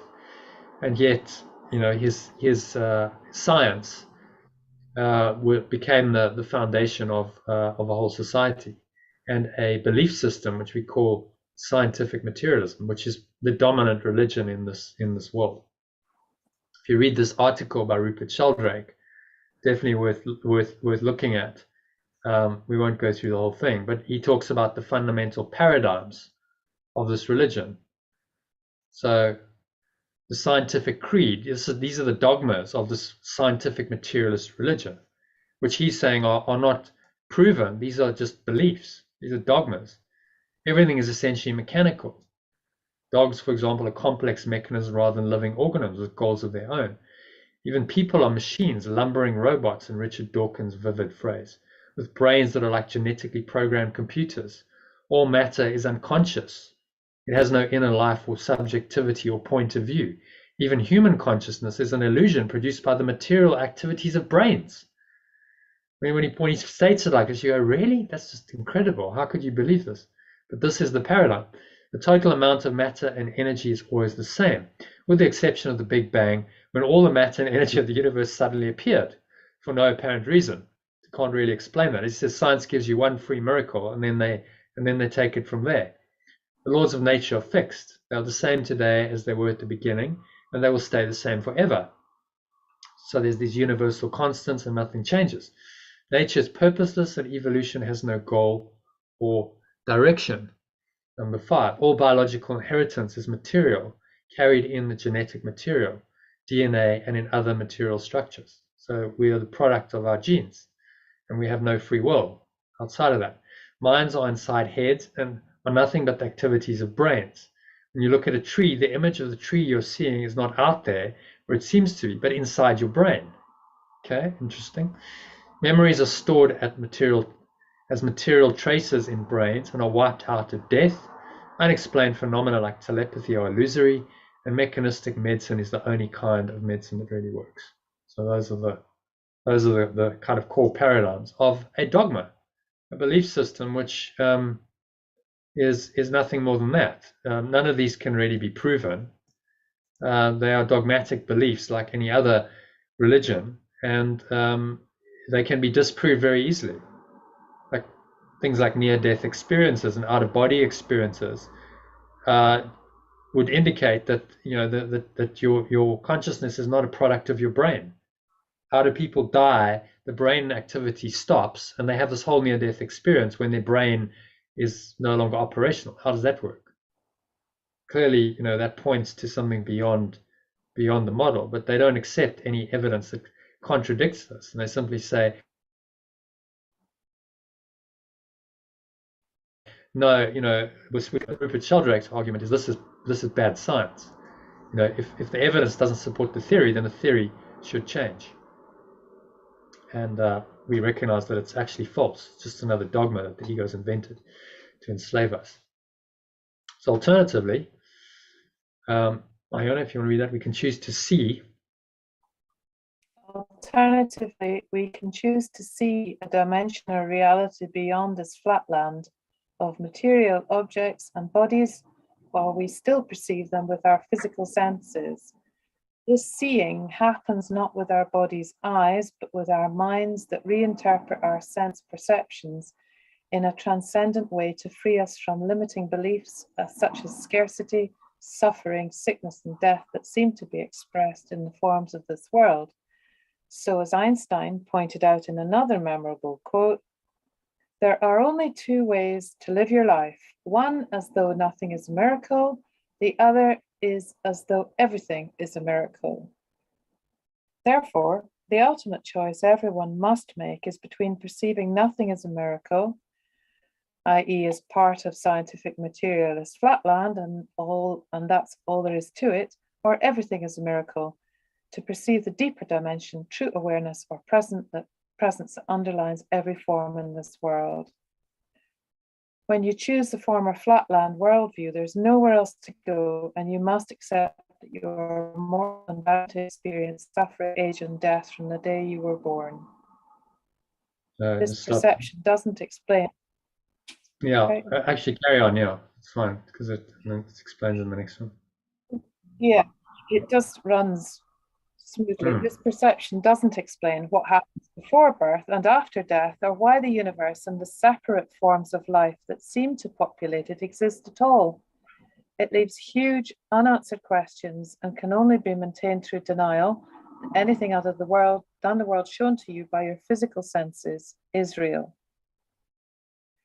So this is flatland. This is the perception that the world, this society that we live in, by default seems to believe in. Okay, just only the world is real. Just what your senses show you is real, and there's nothing else that's real. And it's completely hopeless. There's no hope there, because well, in the end, you're going to suffer, you're going to age, you're going to die, and there doesn't seem to be any point to it at all. Which is why depression and suicide and stuff are curses of the modern age, because what's the point if there's no other meaning than the physical? And then you just seek immediate gratification. So you have a society that's all about, oh well, get as much pleasure as you can. Doesn't matter what the long-term consequences of that are, because you're going to die anyway. So just gimme. How much can I get out of life? Not what can I give. And then we create a society like ours, which is totally unsustainable and very, destructive to the very environment, this earth that supports it. just insane. It's all based on this delusion. Okay, so it's ask Sally to read. Sally, do you want to read? You'll never find happiness in this perception. You'll never find happiness in this perception because it isn't true and fails to give you any sense of real meaning in life. After all, if we really are only born to have a lifetime of fleeting and often unhappy experiences in which we hold on to nothing, then are doomed to ultimately die. What meaning can our lives really have? So look at this. I mean, is this something you'd really choose? Before you came to life, you went, okay, so that's going to be my life, all the dramas and traumas, a couple of nice things, but largely a lot of trauma and drama, and then I die after 80 years. Is that really something I'd choose consciously? And the answer is no. Who in their right mind would choose that? So if you root it into the timeline and you think only the red timeline is real and this life is a bunch of events that you can't really make sense of, there's a lot of pain and suffering, and eventually you die, what is the point of that? And this is why people are depressed, and they the lack of meaning and purpose haunt them, because there is no point to it. This is what Yesh is saying. The whole thing's a delusion. There is no point. The only point is to maintain a separate self, which is not true. So how can you ever find happiness in what's not true? The only way out of this is to go to the truth and realize who you really are. Know thyself is the answer. So you want to continue, Stanley? On the other hand, the alternative miraculous perception offers a world of infinite meaning and purpose, because it allows you to see beyond the appearance of things in this world to their essence, which is the primordial consciousness or pure formless awareness that preceded the idea of separation and the consequent Big Bang that birthed this material universe. Shall I carry on? Yeah, any thoughts on that? Primordial consciousness or pure formless awareness. So beyond, this is pointing us beyond all belief, beyond thought, to this primordial awareness. We call it pure formless awareness of perfect love in our terminology. That pre-existed all of it, pre-existed the thought of separation, which is the science doesn't acknowledge that. So they go, well, it all just popped into existence from nothing, and they don't explore the question of what the nothing is then. What is that no thing then? What is no form? What is formless? They don't go there because they're rooted in form, and they'll get there. Their thought system takes them there. Okay, so yes, there was a Big Bang. Okay, well, what pre-existed that? Maybe that's the most interesting question. But they won't even look at that. They just get caught up in trying to explain what happened after it, once the separation has happened. So science assumes the separation has happened, that that's a fait accompli, that's really happened, and then tries to explain the after effects. That's what our science does. This says, no, maybe it never really happened. Maybe the whole thing's a delusion, and takes you beyond the construct into the pure formless awareness that pre-existed it, which then undoes the science. And of course, if you attach to the dogma of the scientific materialist paradigm, you find that extremely threatening to your ego, because your ego is identified with all of this. And your role as a scientist, who now, seemingly in our world, scientists are the gods. They're the priests, aren't they, of the religion. So they don't like being challenged. They're like, no, we know everything.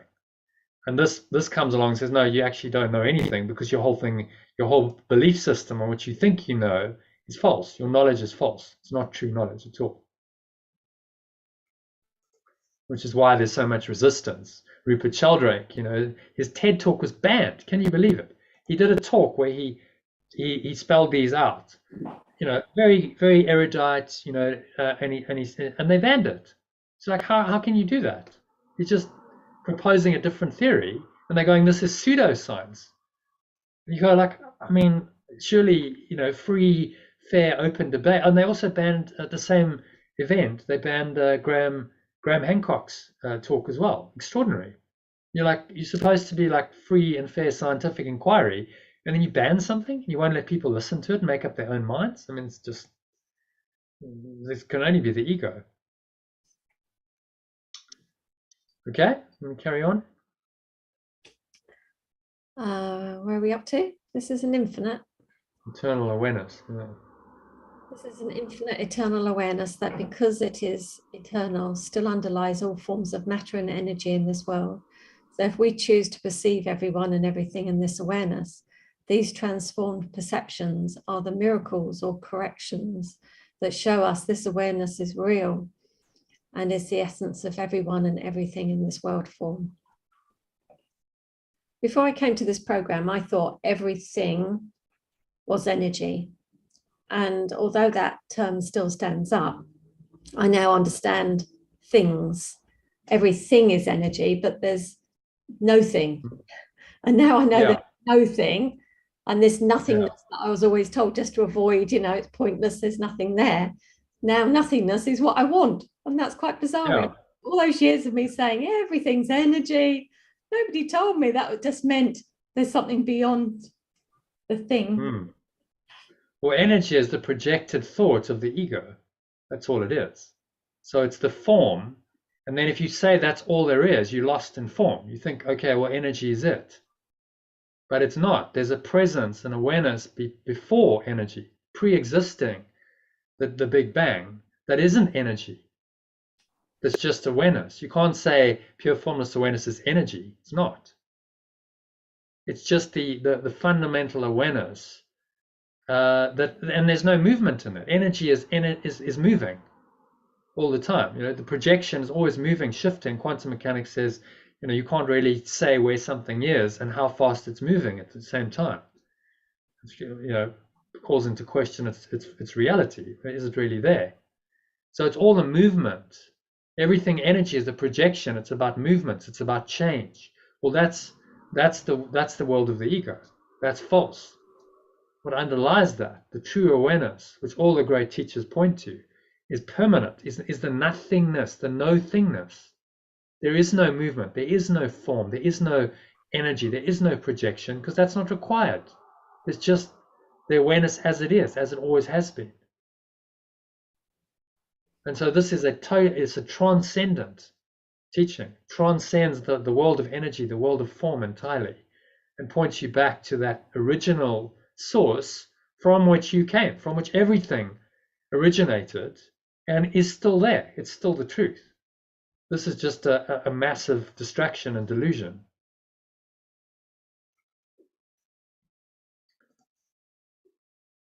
And so, yeah, we start to awaken. We go, oh, it is actually something beyond energy. It's something beyond form.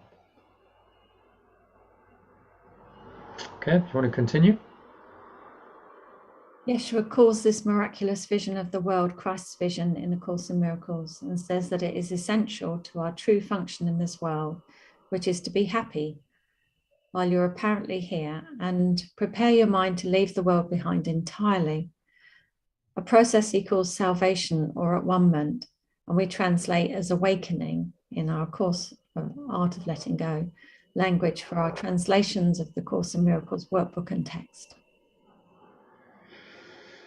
Okay, and that brings us to the workbook lesson. So if you read the little lead into it, and then we'll go into the lesson. As he points out in today's workbook lesson, it's absolutely essential that you feel the love of God, or in our alternative language, pure formless awareness of perfect love. If you are to help yourself and others to heal their minds of the misperception of flatland and experience a happy dream that will ultimately lead us all to awaken from the dream, or optical delusion of consciousness, as Einstein called it. I'm saying this love of God is where it's at. Click on that. 209. If you want to ask someone else, I don't know if you can read the lesson for us, kindly. I feel the love of God, pure formless awareness of perfect love within me now. I am not a body, I am free, for I am still as God, perfect love created, extended me. So any thoughts on that?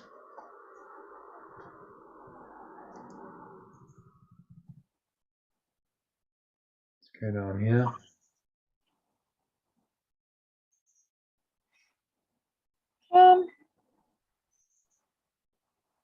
Not right now, no. Okay. Well, it's more a feeling lesson, isn't it? It's just Yeah. it's pointing us into feeling it, going into a state where it's not about thought and just a feeling of, I feel it within me. It's just this presence that's there. He's asking us to connect in the heart, what we'd call the heart. So, Susie, if you can read the original, just 3 sentences there, 4 sentences, and then the translation of those, that'd be great. The love of God is what created me.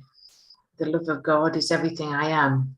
The love of God proclaimed me as his son. The love of God within me sets me free.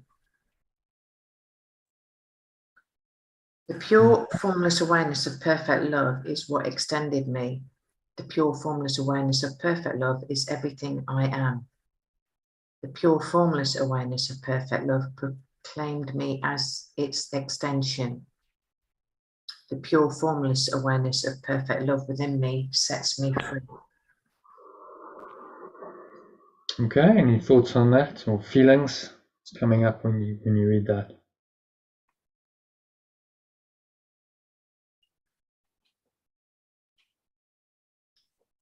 Just what does it mean by extended me? The pure, formless awareness, perfect love, so what extended me? What's... So you are an extension of the source. Oh, right, okay. So that source is still in your mind. You are part of the source. And because we think we're separate from the source, we use a term like extension. You are the source, the truth is. This is an infinite, eternal awareness that simply is. But in our separated state, it's helpful to say, okay, I'm an extension of this. So there's, the awareness, and that awareness, the pure formless awareness of perfect love, which is the source, extends into my mind. So I have that pure formless awareness of perfect love. In fact, I am that pure formless awareness of perfect love. You are. I'm the extension of that awareness, and nothing else. And so we use it instead of created, because in truth you were never not there. Created sort of implies, oh, you didn't exist and then you created into something. The truth is you've always been that awareness. So it's more like, oh, you're an extension of that awareness. You've denied that extension, that identity, and said I'm something else to yourself.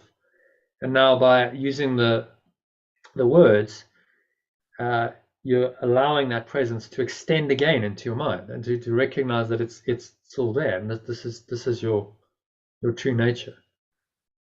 And there's a sort of I like that. There's an extension. I'm expanding in. This is expanding through me and extending out through me into the world. So it's a good, again, it's a pointer. It's a pointer in a dream of separation to point us beyond the dream. And if it's a good pointer, it should do that. So we use extended instead of created for that reason. Thank you. Pleasure. Anything else? Any other thoughts, feelings? So when you did this morning, you read it, did anything come up? Any feelings? It's that warm feeling that you get, because like you said, this is more of a feeling, isn't it? It's more of a feeling. It's allowing yourself to sit with that space and allowing that stillness just to be. But it's very warm. It's a warm feeling. And he's taking us into feeling now. He doesn't use the word feel very often up to this point. Of course, it's all about thought, perception, changing your mind. I was saying, I feel the love of, okay, so feel it. Go into that feeling part, the heart space, which in the second part of the course is more and more, that's what he's asking us to do. Drop out of thought. You've done all the thought correction. You know how to let go, correct your perception, all the mind training in the first half. Now, like, drop into that feeling and connect with it and just feel it. And that, you know, that takes you beyond thought into just feeling this presence, which is ineffable. You know, it's in David Hawkins's model. It's just, you don't think at this highest level, pure consciousness, as he calls it, ineffable, enlightenment. It just is. There's a feeling. There's no longer any conscious thought required. Oh, I am this, I'm not this. You've done all the processing, and you just in the isness of your being. And you know, there are people who have attained this state and sustained it for long periods of time. Just, you know, I am that I am, and I just remain in that, and there's nothing to think about. It's just really, you know, I'm just blissing out in that presence. No conscious thought required any longer.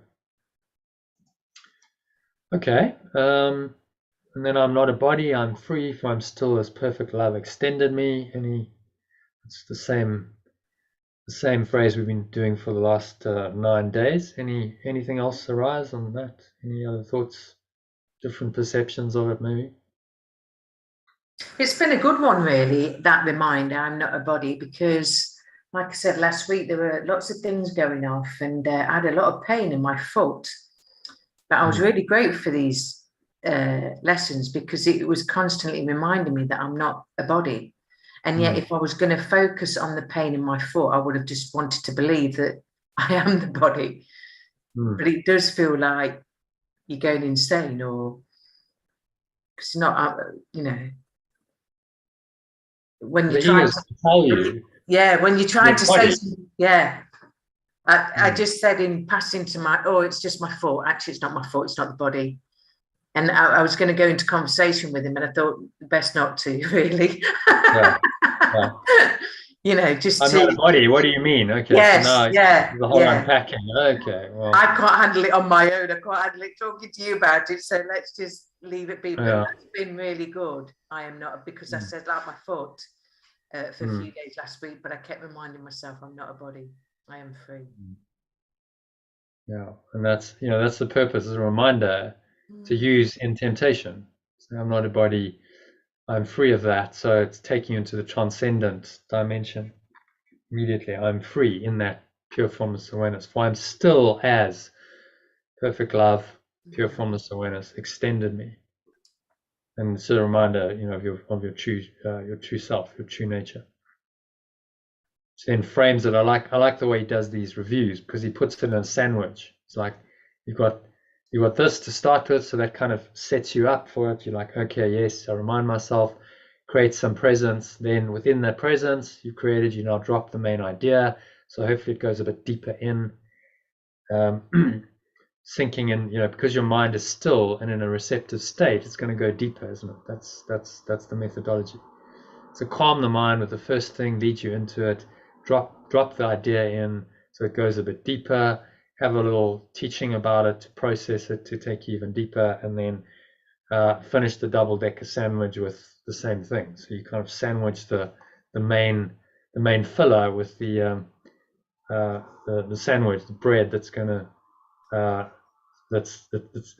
to give it some meat and substance and make it into a really, you know, satisfying spiritual meal, to use my analogy. It's like the whole thing's a little package, a little download. You go, actually, you know, I do this, and it's like rounded and complete. So, you know, I think these review lessons are brilliant, in the way he does them, and just revisiting the original and going, oh, okay. I mean, have you looked at, because we did these lessons 3 weeks ago, have you looked at that and gone, oh, actually, I'm getting this now on a deeper level. I'm feeling something more deeply than we did it 3 weeks ago. Definitely, because I think you allow yourself to feel the warmth even more that's within. Because before it was just very subtle. I don't think I could, you know, I probably would have had to sit and really think, not really want to think, but I'd have to think about what I'm saying. But now it seems to be there. You know, it's constantly there. But now when in that space, it just feels like it's warmer, and it's, yeah. I feel it. Yeah. Apart from when you said double decker, then my ego was like, oh, chocolate double decker. I could do with one of them.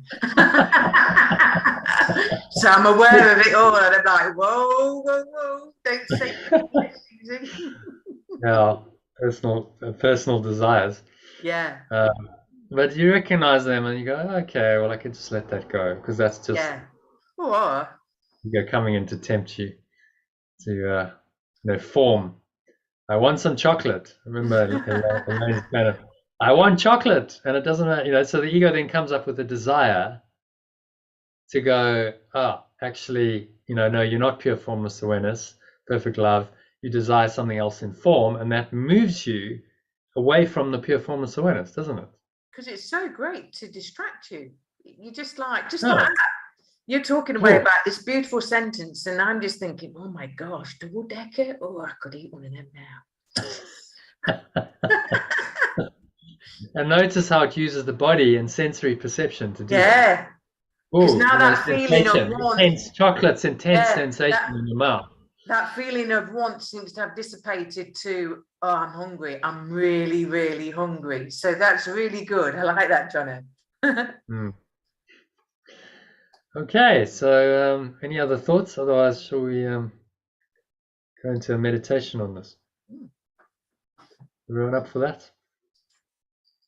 And we'll finish at 3. Then if you need to drop off the call, you can, or we can look at the text. Up to you. Okay, so just making yourself comfortable, sitting your feet shoulder width apart, back straight, cup your hands in your lap, close your eyes, and start off with a nice deep breath in through the nose, breathing in, noticing how the stomach rises and the chest rises, subtle flow of air in through the nostrils. You clench the sphincter muscle, you lock the energy in, you draw the energy up the spine, into your heart center. Put one hand on your heart to connect with your heart space. Draw the energy all the way up into the crown of your head. You pause at the top of the inhale. You smile. So just scan your mind. Notice any thoughts, any emotions, any physical sensations going on related to these thoughts and emotions.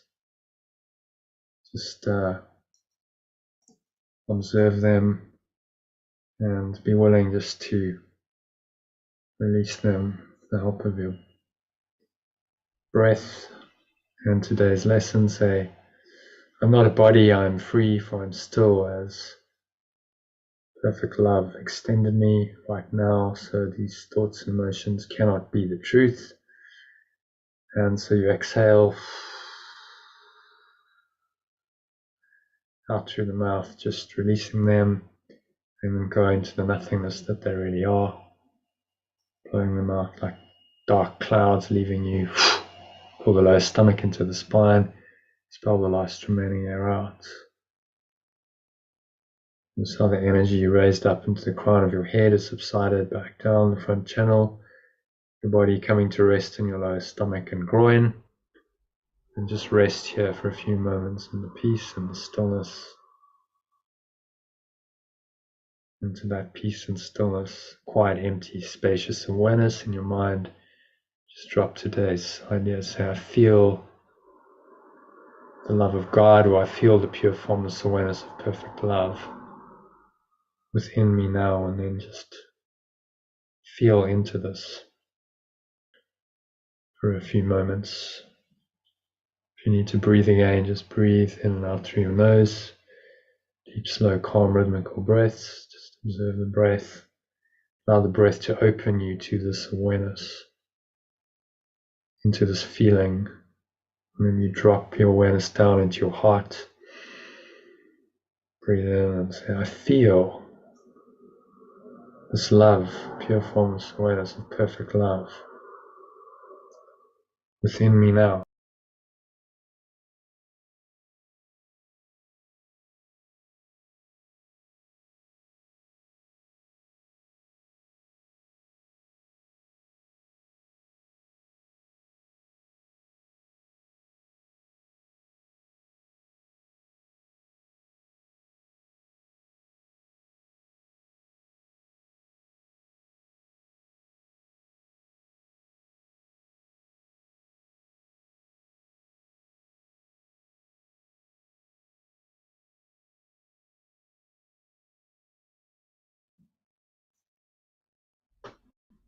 Let's feel into these feelings, allow whatever to arise, sink into it deeper and deeper with each breath.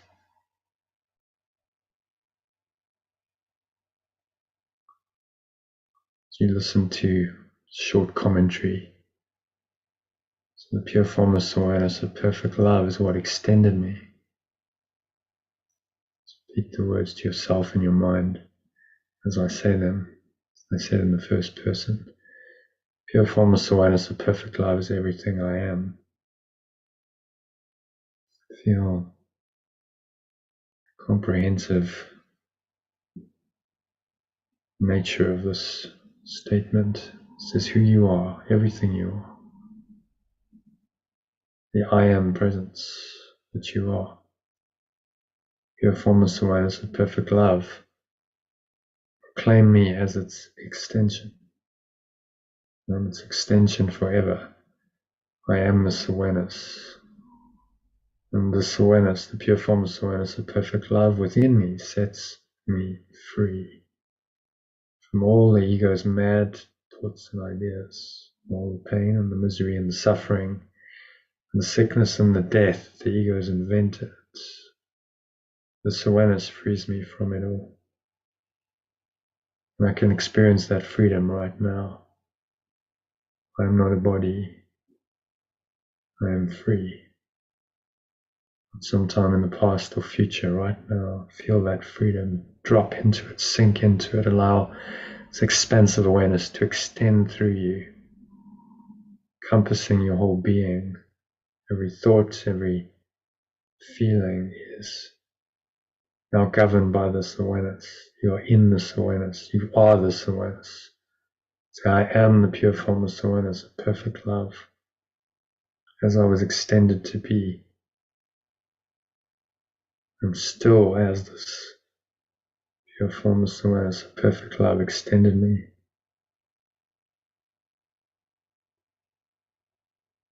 With that statement of truth, that affirmation, just drop into feeling this awareness within you now. I feel the pure formless awareness, perfect love within me now. Drop into the feeling, surrender to it completely. Nowhere else to go, nothing else to do, nothing else to think about for the next few minutes. Just breathe, relax, and be still. Surrender into the feeling of the pure formless awareness of perfect love that you are.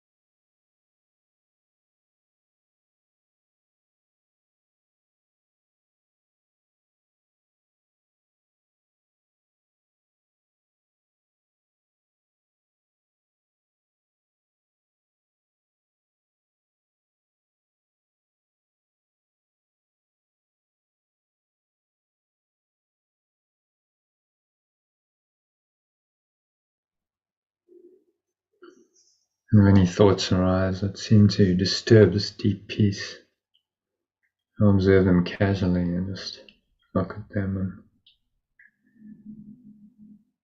say, I feel pure formless awareness of perfect love within me now. And so I let these go. The nothingness they really are, blow them out. The breeze of your breath like dark clouds leaving you. cannot obscure the blue sky of your true awareness, the pure formless awareness, perfect love, which is the light of your source shining through your mind, blazing through your mind, extending through you now into your mind, bringing you into its loving presence. So just stay in this awareness with no thought, no emotion, no movement, no shift, no change. Just the pure formless awareness of perfect love rising in your awareness, which is that awareness. The next couple of minutes of deep silence, surrender to this experience fully.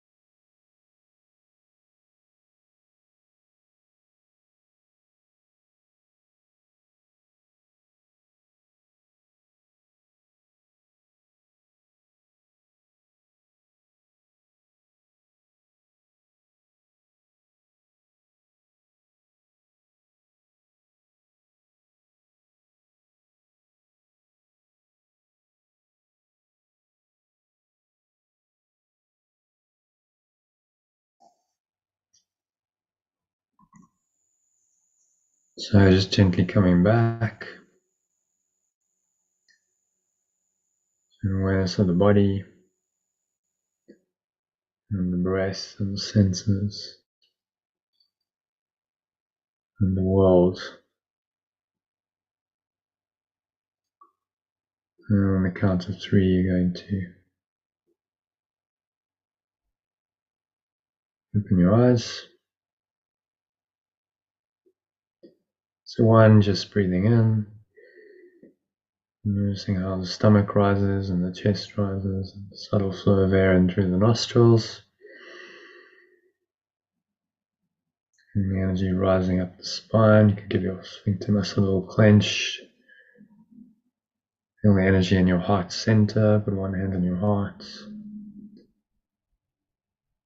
Scan your mind again at the top of the inhale. Notice any thoughts, any emotions, any sensations going on there, particularly anything that feels at all negative or limiting.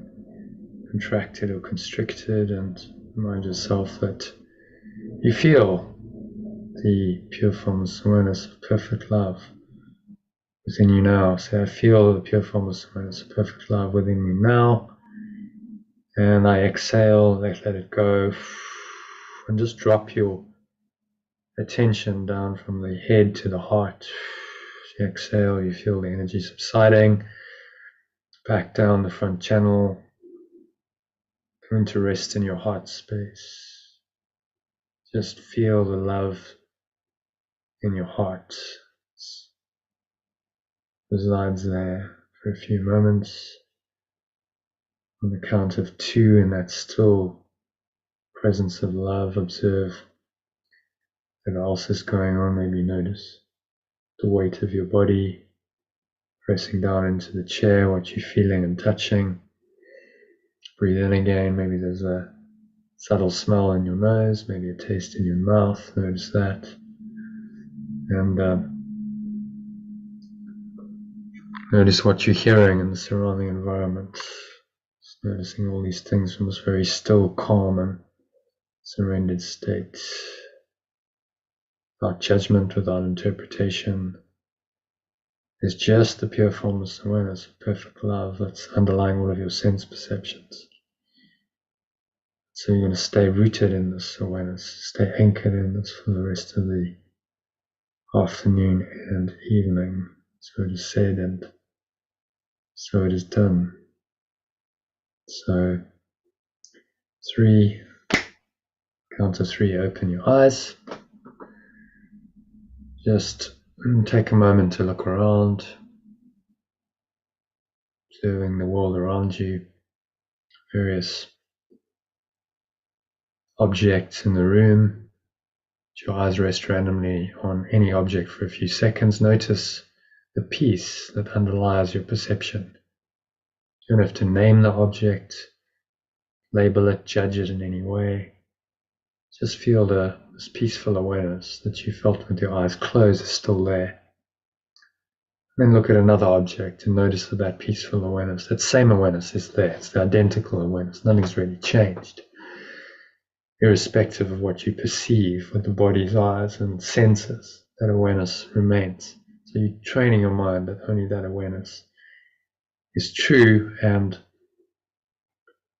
sense perceptions are not true, and they cannot really affect your deeper state of mind, the deeper awareness, which is what you are. And so you learn that this awareness is who you are, and this awareness goes with you wherever you go.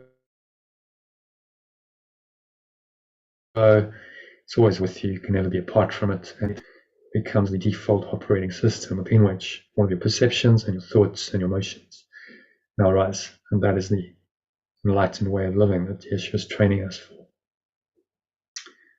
As not bodies. Let's say one more time, I feel the pure formless awareness of perfect love within me now. Breathe it in, connect with it. Say, I'm not a body, I am free, for I'm still as this presence, this pure formless awareness of perfect love I feel extended me. Anchor this state in. And stay rooted in this awareness for the rest of the afternoon and evening. So that brings us to the end of the meditation. Hope you enjoyed that. So just wanted to check in with you, Iona and Sally. You're able to continue and do some text, or do you need to go? Okay, Sally's gone. Iona, what's your timing like?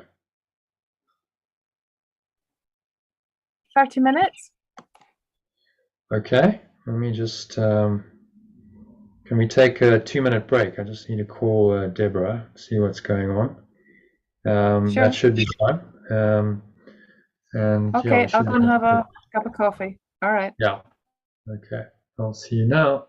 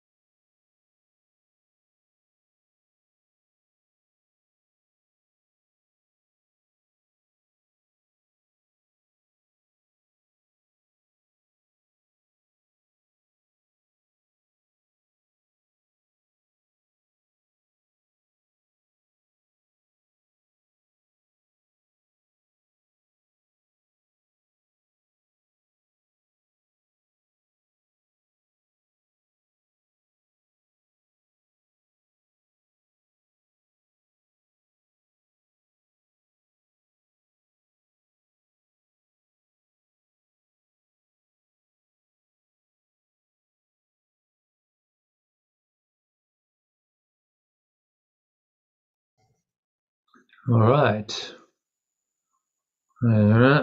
So just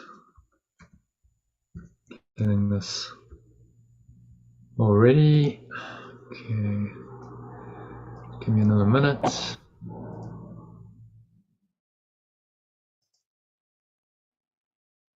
We can start. So today's one is let me just start the recordings again. Okay, so there we go. Today's text reading, I think we might have done before because I've quoted it. Sorry, John, just 1 minute. Okay.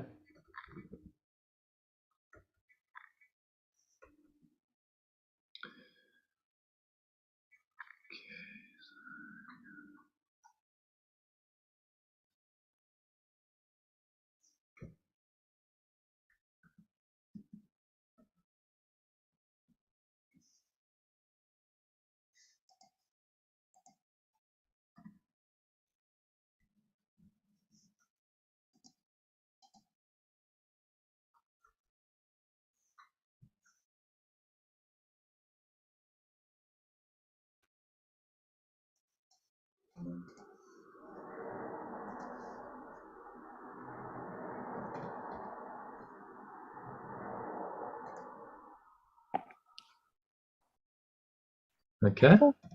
Mm-hmm. So I've done this. Well, I think we referred to this in the Art of Letting Go course actually, when we talked about purpose, special function. This goes to the heart of how you. This particular section goes to the heart of how you find purpose and meaning in the seemingly meaningless world, and how the Holy Spirit reinterprets specialness to help you.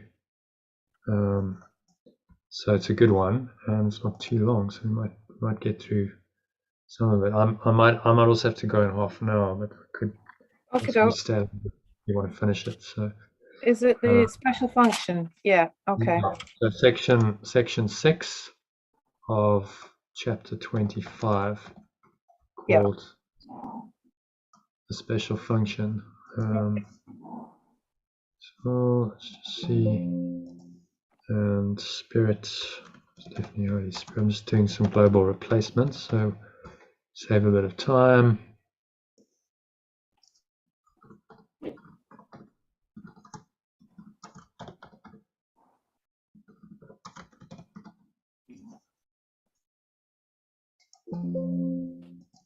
Okay.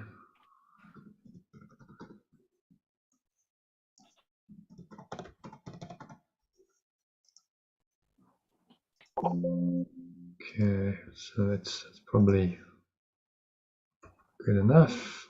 So let's go into paragraph 1.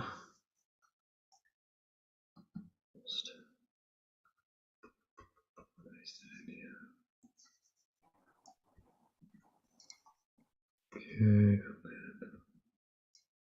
share my screen with you. So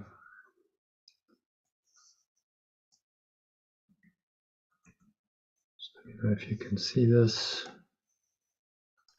Share screen. Hi, Kenneth. Kenneth in the background there. Okay, so the grace of God. Do you want to I'll do the alternative. Yeah. do the alternative? The grace of pure formless awareness of perfect love rests gently on forgiving eyes, and everything they look on speaks of it to the beholder. It can see no evil. Oh. Speaks of it on forgiving, on forgiving eyes. We keep forgiving or letting go. It doesn't really work. We're letting go eyes. On releasing eyes, on How about gently on, rest gently. How about in perception that lets go, and everything they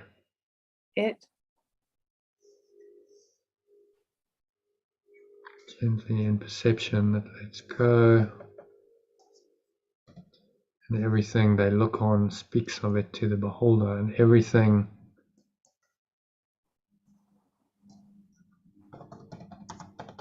this perception shows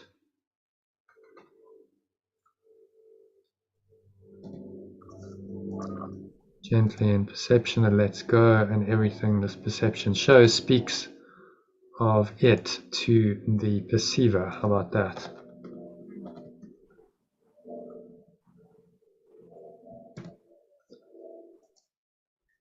Happy with the first one? It can see no evil, nothing in the world to fear, and no one who is different from Himself, yeah. So we're talking about the perceiver now, the person. We'll keep the. He can see no keep evil, nothing in the world to fear, and no one who is different from himself. Yeah. Or we can make it she if you prefer. Yeah, why not? Okay. So.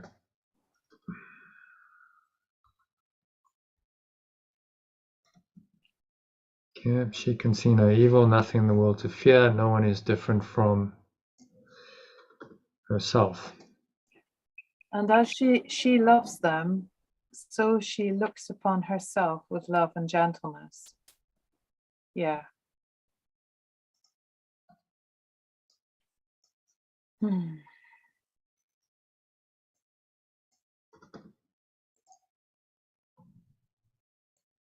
She would no more condemn herself for her mistakes than damn another.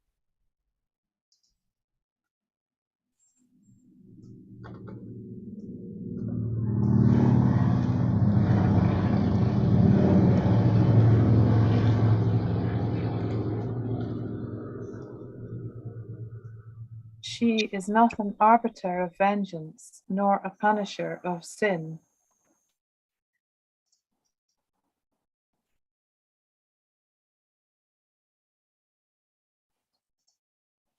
The kindness of her sight rests on herself with all the tenderness it offers others. Right. I'm just thinking arbiter. Let's just look up the meaning of arbiter. Kind of a judger or distributor, that's how I understand it. Let's see, maybe we can get a better translation. Arbiter meaning. Person who settles a dispute, who has ultimate authority in a matter. Person whose views or actions have influence in a particular sphere. Yeah. So it's a judge. That would be truth, then. I would have the influence. I would have that view or action that has the influence. So should we keep arbiter? I like it. Yeah, arbiter of vengeance, nor a punisher of sin. So judger of like who should be, who should receive vengeance, who should be punished. This is the ego's role. It's terrible. Yeah. The arrogance of, how can you? The arrogance of the ego is enormous, isn't it? It's like, in my judgment, you deserve to be punished. I mean, like, how can anyone make that judgment? But when that ego is all about punishing self, then it's so easy to punish the rest of the world. Yeah. So it's the only thing you can do to make yourself feel better. Oh, well, instead of self-blame, I'll blame others and I'll project it onto someone else and I'll offload it onto someone else because it can't really cope with that guilt. So hence the judgment of others is just a projection of its own self-attack. Yeah. Okay. Yeah. Okay. She would sight. only heal and only bless. And being in accord with what pure formless awareness of perfect love wills, she has the power to heal and bless all those she looks on with the grace of pure formless awareness of perfect love upon her side. I think maybe instead of world, should we say is aware of? Yeah. In accord with what pure formless awareness and perfect love is aware of. And so how about saying, and having only the awareness that pure formless awareness of perfect love has.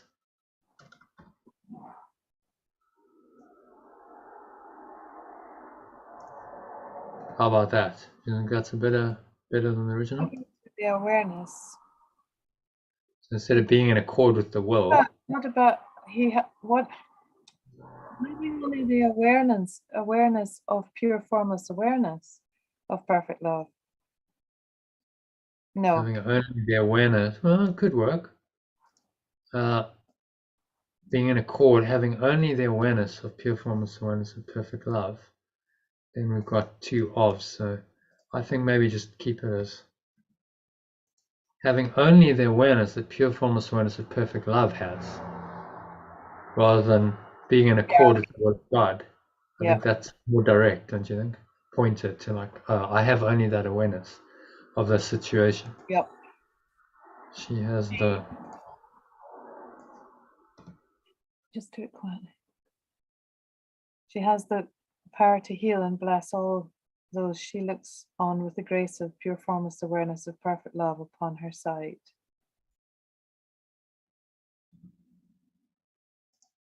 Although she perceives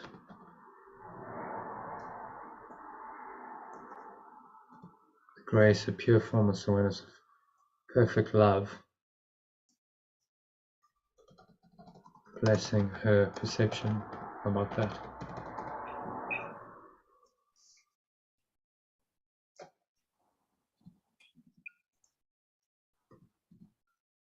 Okay, do you want to read that from the top? Just to make sure we have. Perfect love rests gently in perception that lets go, and everything this perception shows speaks of it to the perceiver. She can see no evil, nothing in the world to fear, and no one who is different from herself. And as she loves them, so she looks upon herself with love and gentleness. She would no more condemn herself for her mistakes and damn another. She is not an arbiter of vengeance nor a punisher of sins. The kindness of her sight rests on himself with all the tenderness it offers others. For she would only heal and only bless. And having only the awareness that pure formless awareness of perfect love has, she has the power to heal and bless all those she perceives with the grace of pure formless awareness of perfect love. Blessing. Just change that to perfect love, blessing her perceptions. Okay, I'm happy with that. Okay. Any thoughts on that? You want to give a little summary? What's it saying? I know what it's saying. It's all in my perception.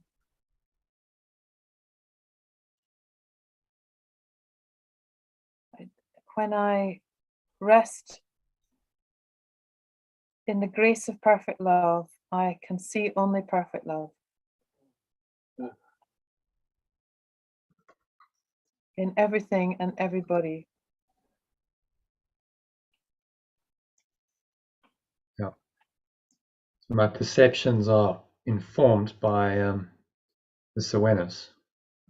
So going back to we have a look at this instrument for peace. I'm just aware of the time, Jonah, because it's nearly 3:20. Yeah. Do you have to go at past? Is that a hard stop? You said you had to go at past, and I really like this. I don't know, to be honest. Deborah hasn't come back to me, so I'm suspecting probably not. But anyway, let's crack on with it, shall we? Yeah, I'd really like to just crack on with the text. Yeah, so 85.2, okay, so that's that. Let's get correct one there. This is a particular, I've quoted this quite a lot because it goes to the heart of the special function, your purpose in your 6, 7. Okay, so number 2, eyes become used to darkness. Eyes become used to darkness, and the light of brilliant day seems painful to the eyes grown long accustomed. Should we change darkness to limited awareness?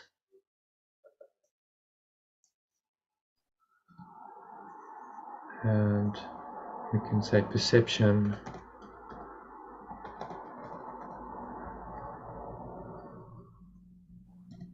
becomes used to limited awareness, and the light of brilliant day seems painful to the eyes. Going, no, okay. So I'll tell you what we're going to do. Let's keep the. Should we keep the imagery? I enjoy the imagery. It's absolutely, that's quite nice. Well, it's the whole. You got, if you change some of it, you got to change all of it, haven't you? So we'll leave that. Okay. They turn away from sunlight and the clarity it brings to what they look upon. Yes. Dimness seems better, easier to see and better recognized. Somehow the vague and more obscure seems easier to look upon, less painful to the eyes than what is wholly clear and unambiguous. Yet, this is not what eyes are for. Who can say that he prefers the darkness and maintain what he wants to see or perceive? As he wants to perceive truly. Well, let's keep the seeing, but just say see truly, maybe. And maintain he wants to see, or how about maintain he wants to see the light of the light is true awareness. See, how about to see in the light of true awareness? So we've got a little bit of a pointer to what the light is. Otherwise, if we're keeping the imagery, then you have to just go with it the whole paragraph, I think. I believe so. Yeah. Then he wants to see. And so he prefers the darkness of limited, of false awareness, or limited awareness. There's a darkness of limited awareness. Maintain, he wants to see in the light of true awareness. Yeah. We become so used to this, dark perceptions of the ego. We prefer it, but he's saying, but you can't do this and expect to see and claim and maintain that you actually want to see. You're making a choice not to see the truth with your true awareness. Yeah. Because even the half-light, it doesn't need to be complete darkness, complete negativity, but even slight negativity, irritation, unease, that's the dimness he's speaking about. Yeah. And it can be very easy to sit in that kind of grumpy, faintly critical state, which I've definitely been sitting in, that kind of halfway house. It's not, yeah, I recognize it. Like a twilight zone. And it's like, it is a twilight zone. Kind of grey, and it's like one of those days in winter where it's just like overcast and dull and grey, and it's like you can't really see the sun, and it's just kind of dim. And we get so used to that there's no, it's just like, well, I guess that's depression, isn't it? People just get stuck in that sometimes for years. And not willing to say, hang on, this state is not okay. They become so used to it that they just accept it rather than say, no, this is not okay. I've got to shift out of this. So it's saying don't settle for dimness and darkness and twilight and any compromise that's going to darken true awareness. Go for the the full light. Yeah. Okay. Moving on. Hang on. Let's just get the correct version here. So, I'm actually quite liking we're doing the last couple of texts at a quicker pace, and it seems to work. For me, it has to be done quite quick, or because if we go off into other diagrams, I lose it. Yeah, it's nice just sticking with it.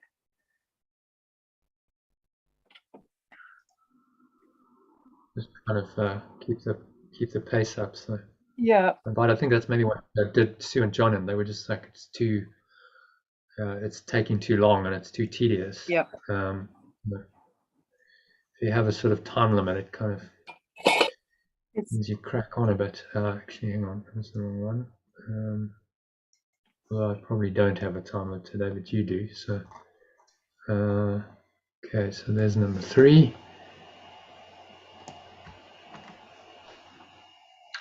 Okay, so the wish to see. Wish to see calls down the grace of pure formless awareness of perfect love upon your perception and brings the gift of light, makes sight possible. I think we should keep the imagery, don't you? Because it relates to the previous paragraph of the light and so the light in the eyes. Truly, yeah, the wish to see truly. I think we can add in the truly bit. Wish to see truly calls down the grace of pure formless awareness upon your eyes, brings the gift of light that makes sight possible, because then it's consistent with the previous. I've got it, yeah. Would you behold your companion? Pure formless awareness of perfect love is glad to have you look on him. So shall we say, do you want to see your companion truly? Yeah. Okay. Pure formless awareness is glad to have you look on him. Glad to have you. Maybe we can change it to perceive. It's glad to have you perceive him correctly. How about that? It does not will your. You can change it to perception. It's not will your savior. He does not want your savior be unrecognized by you. It does not will your savior, your awakener, yeah, unrecognized by you, nor does it will that he remain without the function that it gave to him.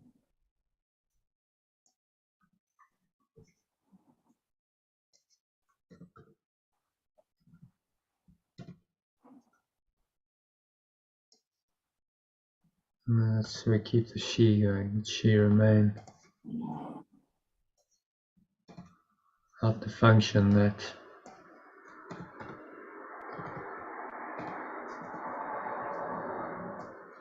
gave to her. Oh, so there's a she, there's a her in sentence 3. Okay.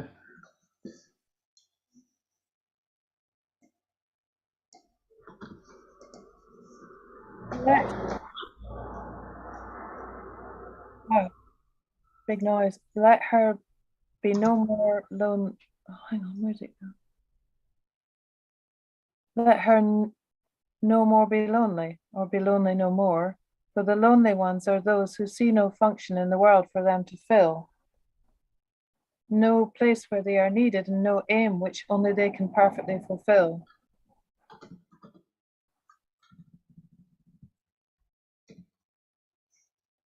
Yeah.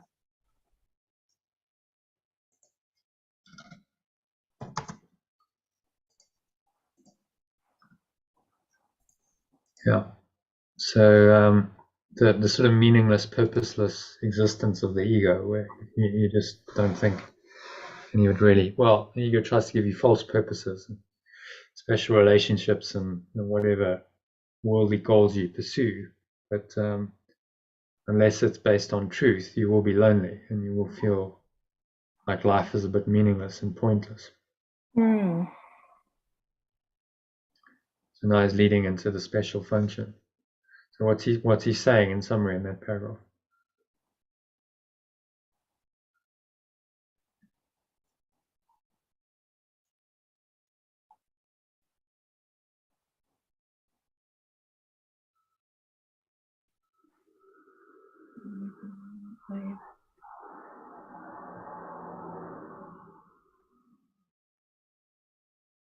That I see in my companion her perfect, her perfection, her perfection, as I see in myself.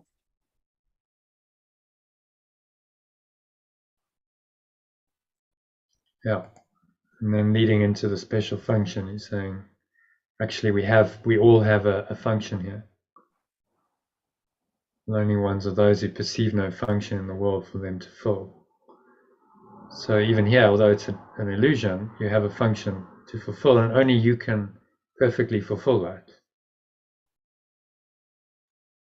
And then he goes on to Sometimes I can read that and feel a responsibility, and I think I've just felt worn out recently with that feeling of responsibility, always trying to see that in other people, even though actions, words, deeds, it's just all felt a bit crap.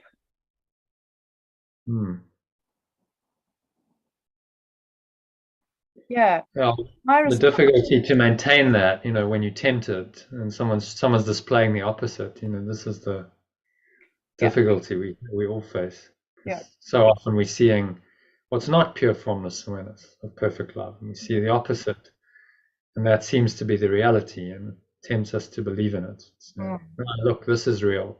Forget your nonsense. Pure formless awareness of perfect love is nowhere, and this is the truth. But it's a setup, and it's a temptation. Yeah. And if you recognize what's going on, then you can bring yourself back quite quickly and say, okay, it's just the ego trying it on again, as it does, and remind myself that there's only one awareness and only one perception coming from that awareness that's ever going to work, that's ever going to make me happy. Got it. What do I choose? Okay. All right. Number 4. Such is the remembrance of perfect love's kind perception of specialness. Use of what you made to heal instead of harm. To each, it gives a special function in awakening it alone can fill. Apart. To each, it gives a special function in awakening he alone can, or she alone can fill. Apart for only for her.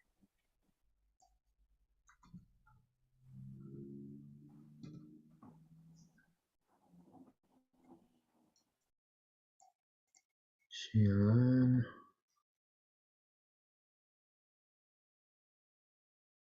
And salvation is awakening.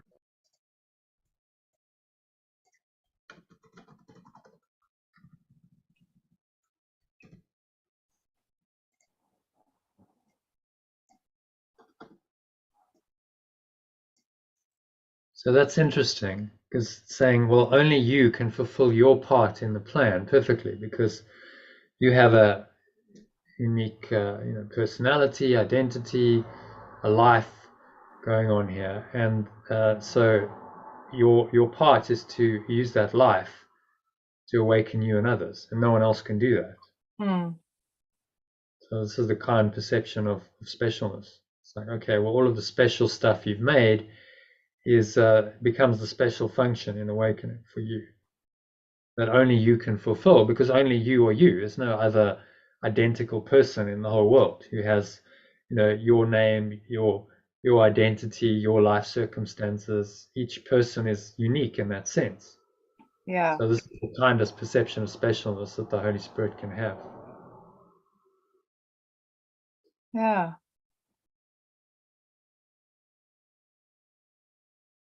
Okay. Yeah. Nor is the plan complete until she finds her special function and fulfills the part assigned to her to make herself complete within a world where incompletion rules.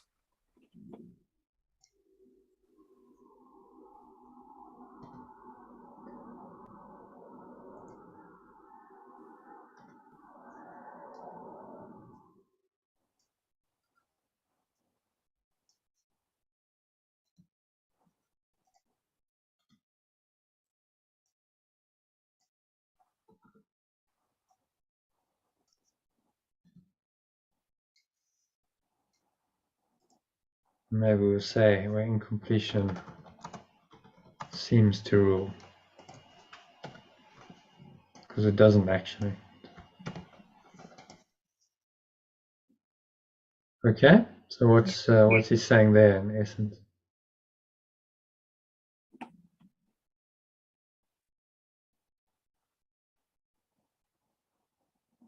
That I am fully recognized by the remembrance of perfect love, in that I have this special function that is unique to me, and the plan is only complete when I fulfill that part. Yeah. A world where incompletion seems to rule. So this becomes our, our special purpose or function in the world, and that's what's going to fulfill us. That's been called many things: your dharma, your destiny, your calling. There's something there for you to do that's going to really fulfill you in a way, because it's your hero's journey. And another point of the hero's journey, really. This is your hero's journey, awakening. It's saying, feel the call, and if you follow it, follow your bliss, Joseph Campbell said. That's the special function in Course in Miracles language that's going to take you through this hero's journey, through all the challenges and temptations, through the abyss, to the other side of being a transformed person who knows who he or she really is. So he's just calling this the special function as opposed to purpose or calling or dharma or bliss. Just different language to point to the same thing, really. Okay, so happy with number 4? It is.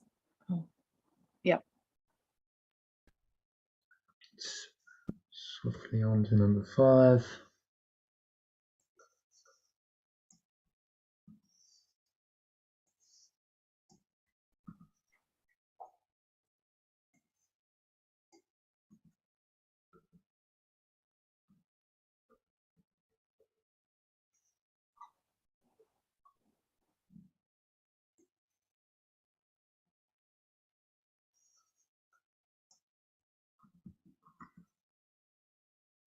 Okay.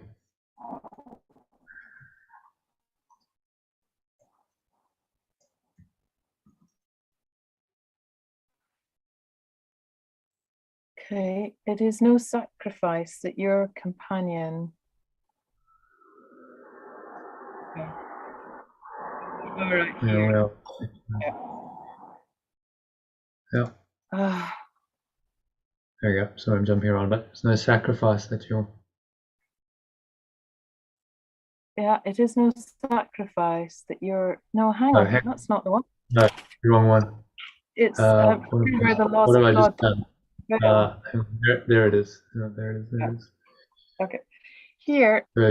Version control issue. Sorry. Let's just delete that one so we don't get confused. And stick that one in there. Okay. So number 4, number 5.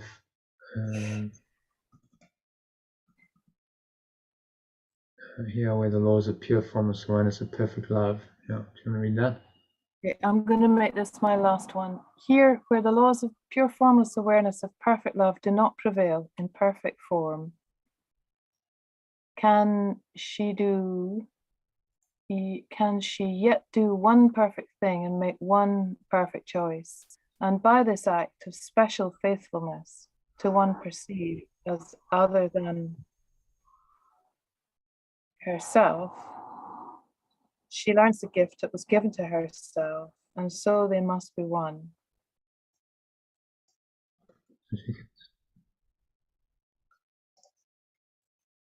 Special faithfulness to one perceived as other than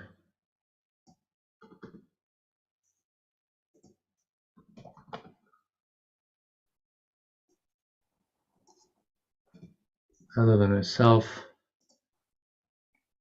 She learns No.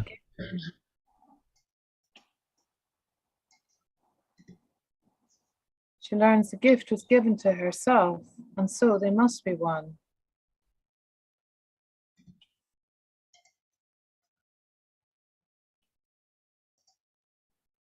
This is actually talking about the holy relationship here, related to special function.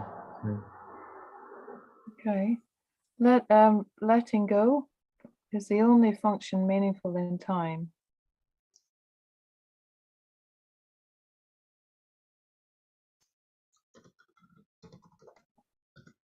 It is the means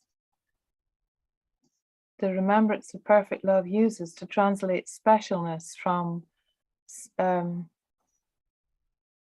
sin into awakening. Sin.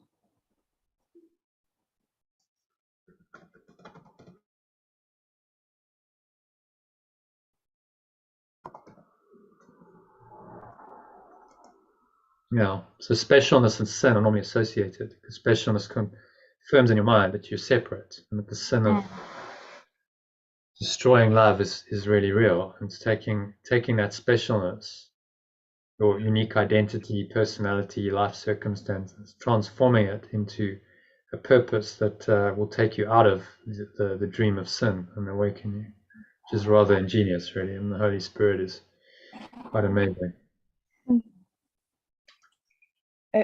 Letting go is for all. But when it rests on all, it is complete, and every function of this world completed with it. Then is time no more. Yet while in time, there is still much to do, and each must do what is allotted her, for on her part does all the plan depend. She has a special part in time, for so she chose, and choosing it, she made it for herself.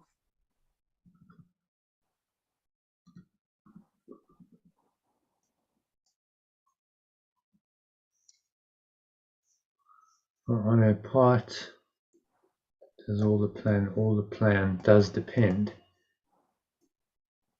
Yeah. In other words, you don't do it, the plan can't unfold, because everyone has their part in the plan.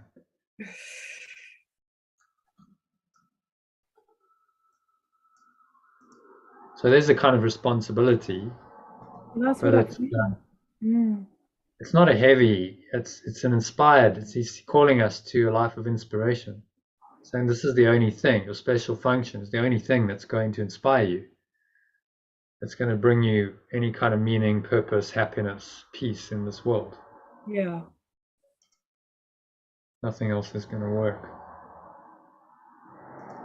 So she chose. Choosing it, she made it for herself. So we chose specialness. We chose to incarnate and come and have a special dream. But now that special dream can be used to awaken us. And that was also our choice. So we chose to come, incarnate to do this work, to transcend our egos and our special function.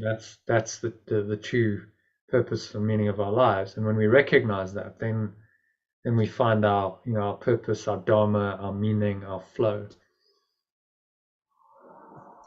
Choosing it, she made it for herself.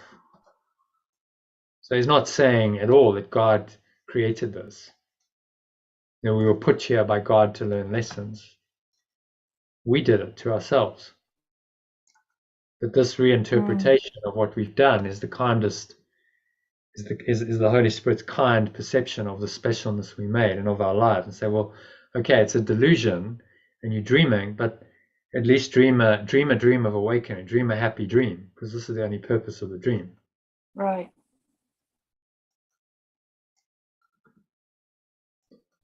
Her wish was not denied, but changed in form to let it serve her companion and herself.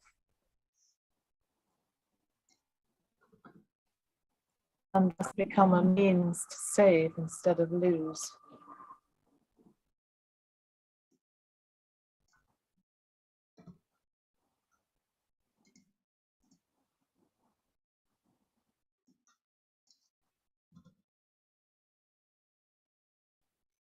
It means to save. Should we make that awaken? It means to awaken instead of. It's the only function we let go. So become.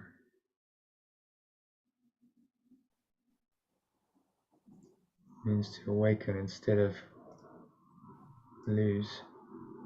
How about sacrifice instead of lose?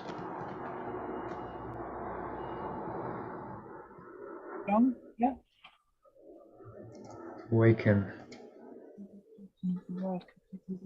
Awaken from the dream. Yeah, there's still much to do. Instead of sacrifice. Or instead of lose in it. Instead of lose through it. So the ego's perception is that you've come here to experience pain and loss and sacrifice and death, and this is the purpose of your life. It's not going to tell you that, of course. That's kind of hidden, but all of its purposes, actually, that's the underlying purpose. So no wonder, you can never find happiness in such a dark dream, because it has no real purpose at all. He's saying this is the alternative, this special function, finding, because often people will go, well, if nothing really matters, it's all an illusion, why even bother? It's that kind of divine ennui. Well, why would I even bother to do anything? Well, because this is your awakening. This is how you wake up, by journeying through this, by undertaking the hero's journey. You awaken from the dream and you'll transcend it, but you need to go through the journey, as he says in the previous one. We must, where was it, number 3? We must go through this. There's much to do. This is in the 4th one. Well, there's a plan. So while we're here, there's much to do. Where was that? To heal instead of harm. This one. Where was it? There was a bit where he said, well, while you're here, there's much to do. What was the plan complete? Plan to her. Is that up here? It means by this act, you yet do one perfect thing. There's still much to do. Yeah, okay, so it's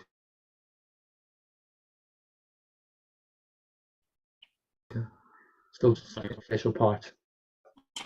So he's saying there's still much to do, and get busy with it.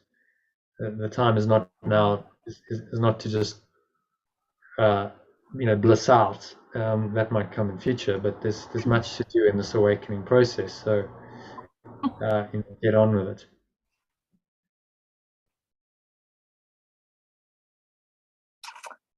Great. It's a good lesson.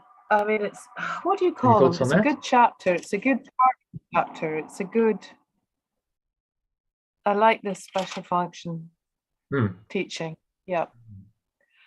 So okay, Sean, we can find some kind of meaning and purpose even in our special dream, and avoid the divine ennui. That divine is like, oh well, what's the point? Why even do anything? Well, this says no. While you're here, you have a function, and this is your awakening. And while you're here, perform it, and you'll find meaning and purpose in this. and you can actually have a very meaningful, purposeful, happy existence while you're here, which is very encouraging. It sure is. Thanks Okay, a lot. have you got to depart? Okay. I'll see you. Thanks so much. Yes. Bye. Okay, see you. Okay. Have a nice.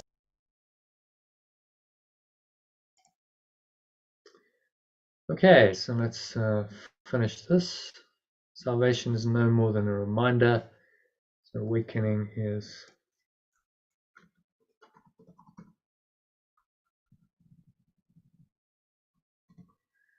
no more than a reminder. This world is not your home. Its laws are not imposed on you.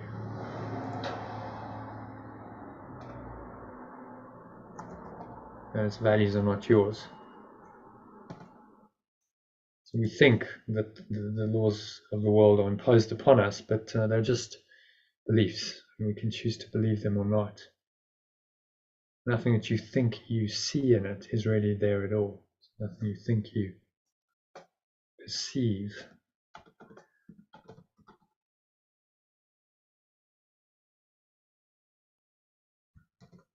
It's all false. This is perceived instead of seen,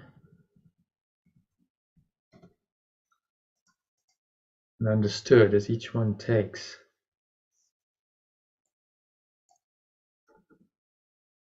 her part.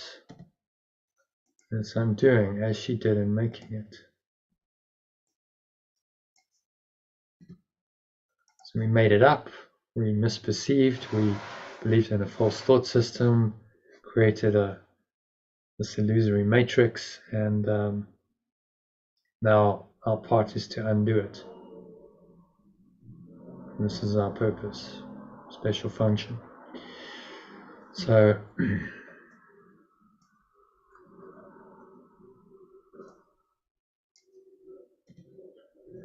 she has the means for either, as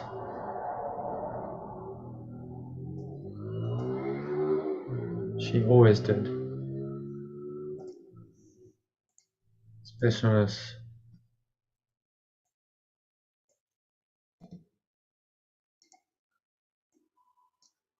she chose to hurt herself.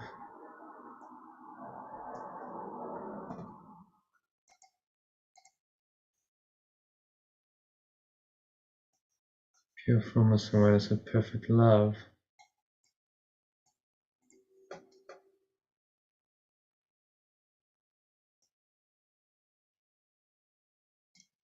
Pointed, there's a better word for that.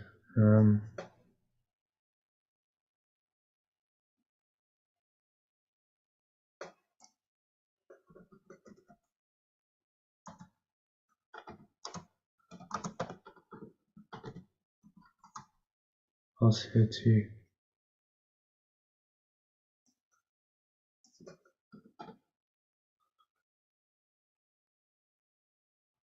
reinterpret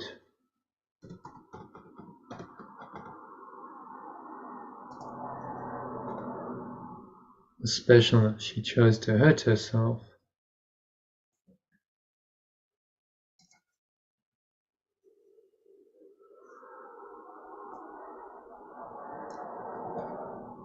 as the means for her salvation.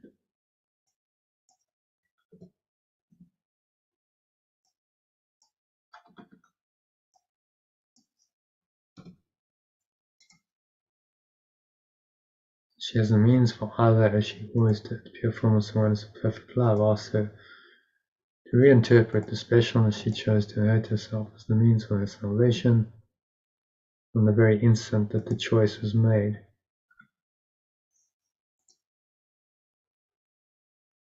So the moment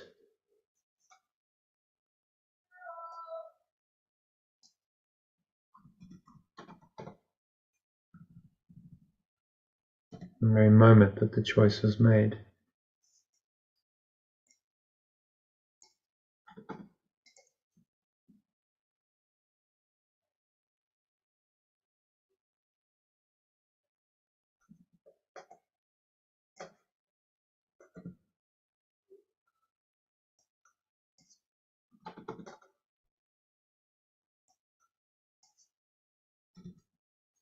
Special sin was made of special grace.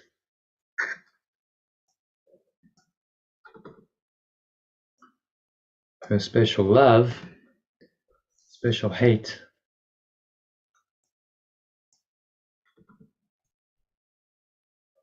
became her special love. Which is interesting because he uses special love in another context. Special love is the love that denies pure formless awareness and focuses only on one person. So I think he's using it in another sense. Yeah, became her special. Maybe that needs a bit of hate. Her special opportunity. I think we need to put in something there because special love is used in the Course to denote the love that denies the holy love of God. And he's using this in another way, that this is the special opportunity to love.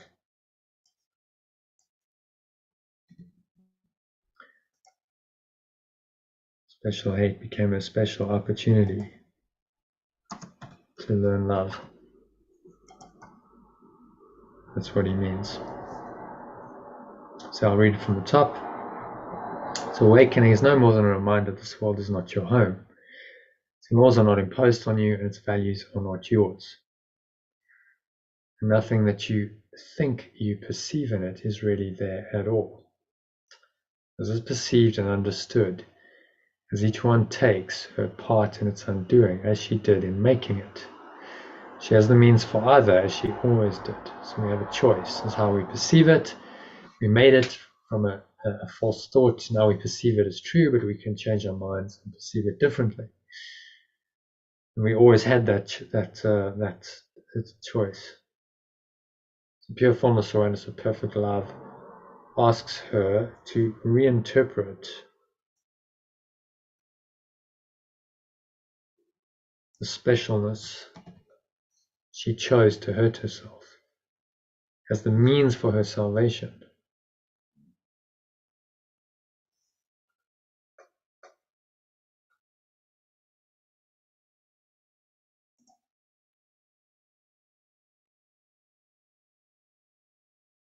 From the very moment that the choice was made. So the moment we made a false choice, then that very moment was the reinterpretation of specialness, the salvation, the awakening from that nightmare of separation.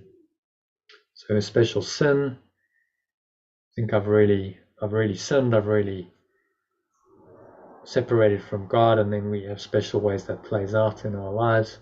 It's made her special grace. Her special hate became a special opportunity to learn love, special love. I've changed that to special opportunity to learn love because special love is used in the Course to denote the love that denies God, that denies pure formless awareness of perfect love and wants to focus on just one person or thing or object and deny the totality of these pure formless awareness of perfect love. So awakening is just a reminder that this world isn't your home, that it's not really true, and that you can reinterpret everything as your special function, part of your awakening process. So this becomes how you then find meaning in a seemingly meaningless world. The journey to free yourself from it becomes the meaning and the purpose of your life. Stated another way, forgiveness is your only function here, says Yeshua. There is no other. Okay, so last paragraph.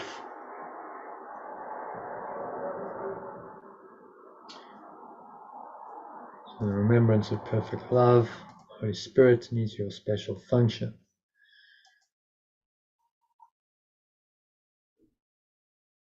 So that here's its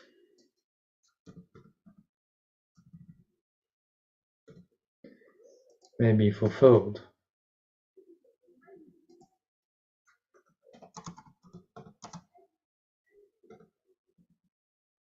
Do not think you lack a special value here. You wanted it, and it is given to you.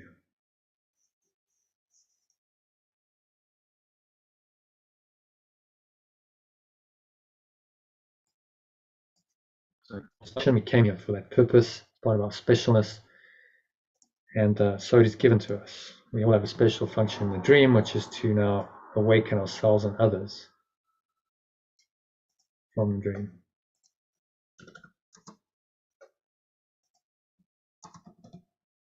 Wanted it, and so it is given to you. All that you made can serve salvation easily and well. Can serve awakening easily and well.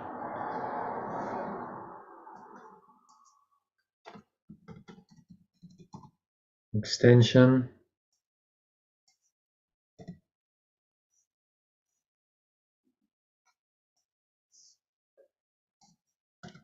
of perfect love can make no choice. Son of God, the extension of perfect love, can make no choice. Remembrance of perfect love cannot employ on his behalf.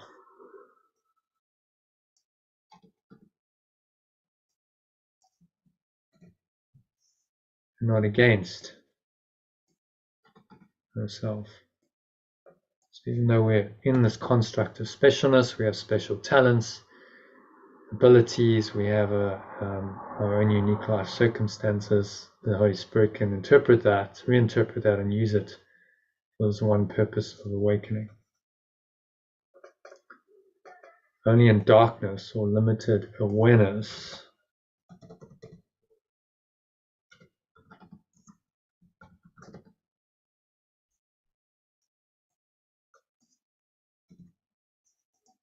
does your specialness appear to be attack.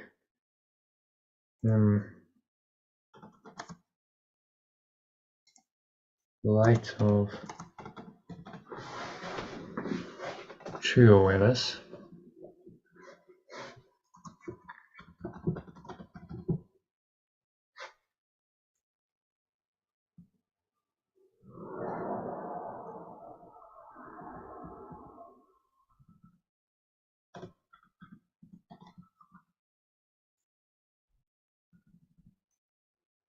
perceive it as your special function, the plan to save the Son of God, to awaken.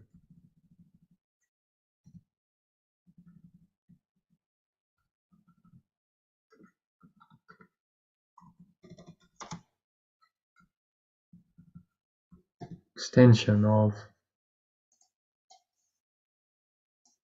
perfect love from all attack.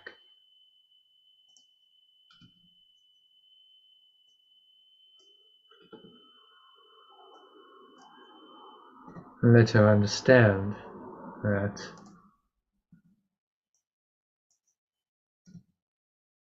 she is safe, as she has always been.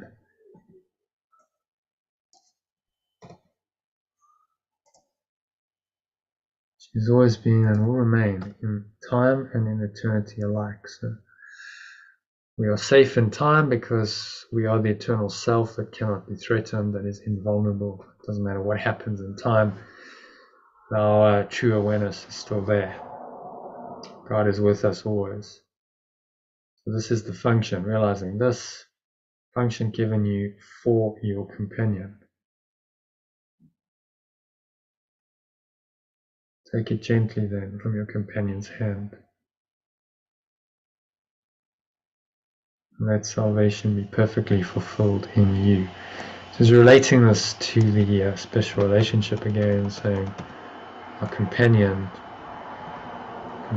our brothers, our opportunity to extend this love and awaken them and awaken ourselves. and that awakening be perfectly fulfilling. So you see in this person the opportunity to awaken. It's really just a recognition that you are one. You're one with the person and not separate. So do this one thing, so that everything.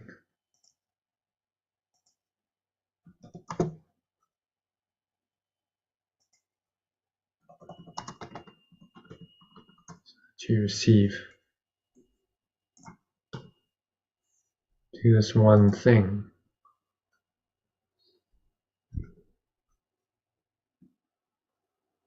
So that you receive.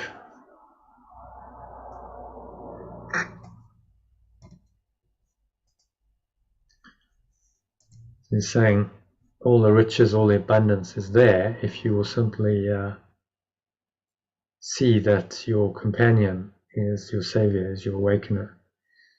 The way you perceive them is the way you perceive yourself. So in them you see yourself, your true self, or you lose yourself in judgment and condemnation, attack, fear and guilt and sin.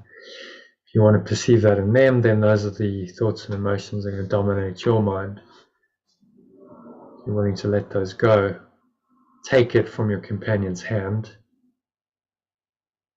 then by seeing the truth in them, seeing that they are the Christ, they are the one self, then awakening is in you, and you do this one thing and you receive all the gifts of your true self, of Christ. Happiness, love, peace, joy. You receive everything. So brings us to the end of the section. So just a little personalized executive summary now. So what is he saying here? It's about the special function. He starts off with specialness. So we become used to darkness. Become used to darkness, and then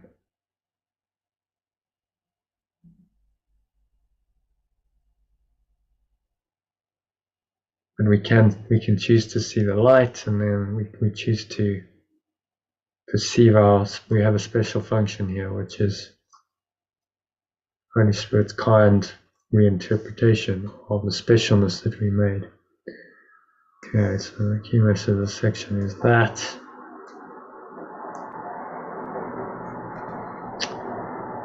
I can choose to perceive the world with true rather than limited awareness. The true awareness is the light. So the light of true awareness rather than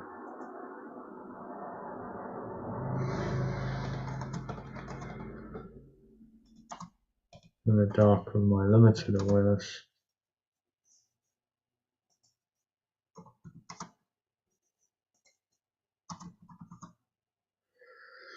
And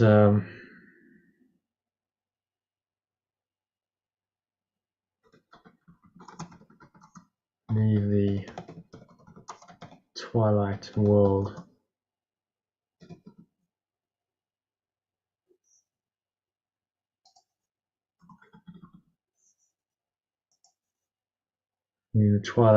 of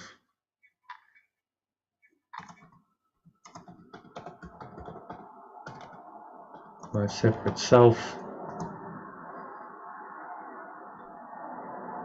in the twilight, the unhappy, dim world.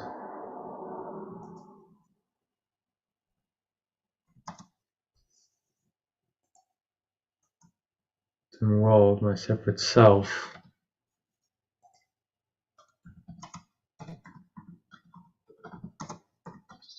Invented behind. We leave it all behind. That's what he's encouraging us to do. And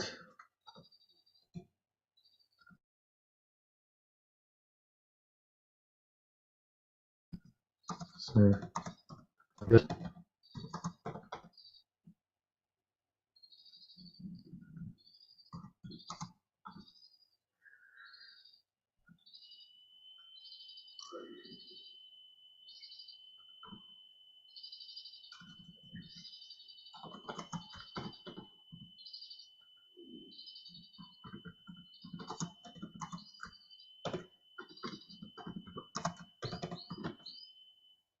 remembrance of perfect love.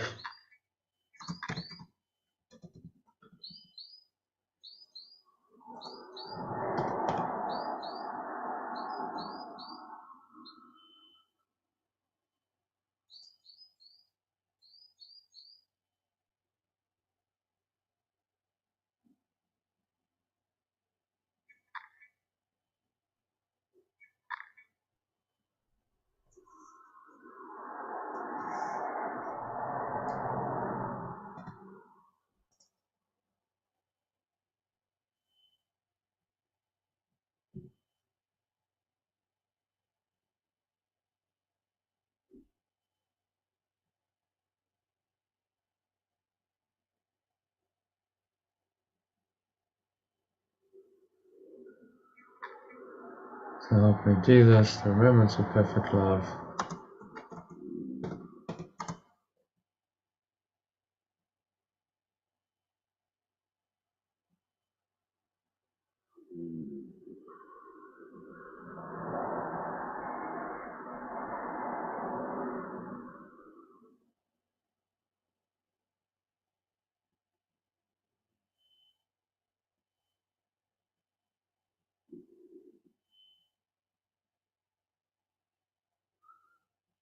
Remembrance of perfect love inspires me to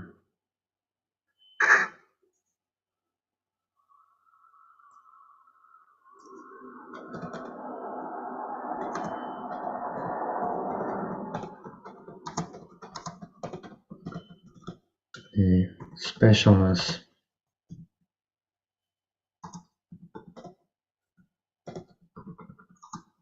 the separate self made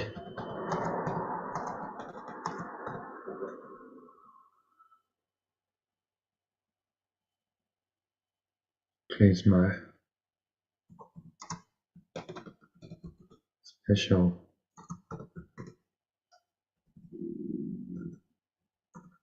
abilities,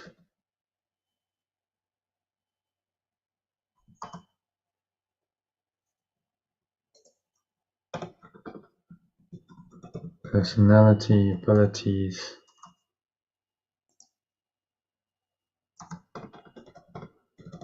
relationships, and life.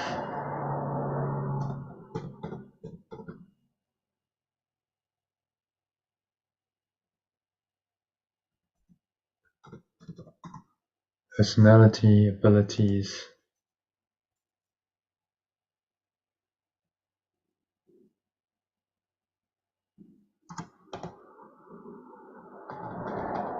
preferences, relationships, and life situation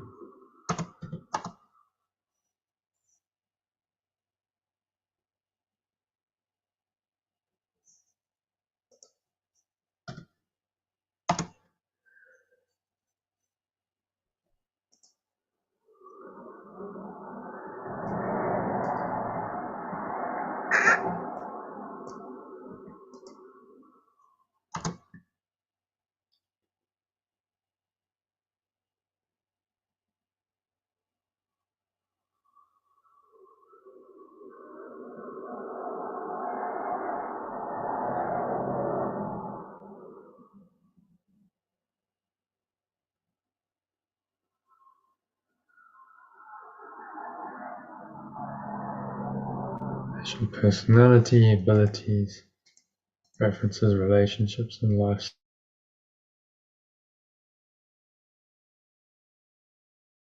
situation.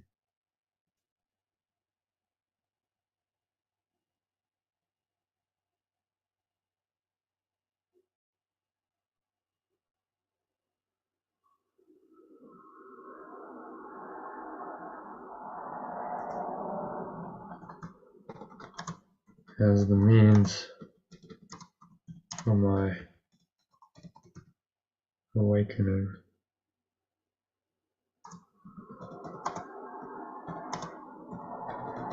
For my belief in specialness to truth of who I really am as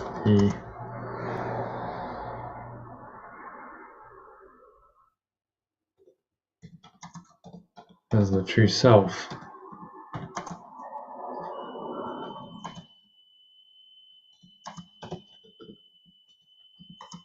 When I perceive others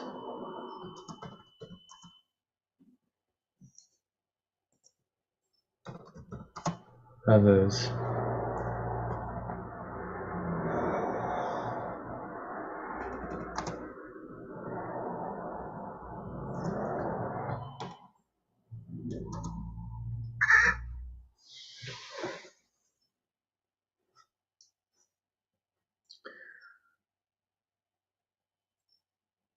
others are also this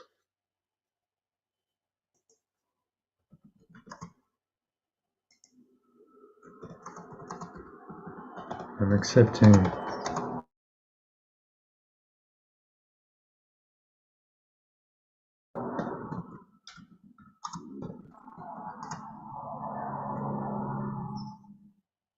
a gift. Forgive me.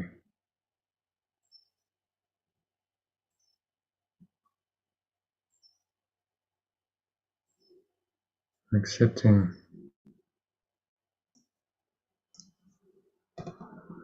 the gift they offer me and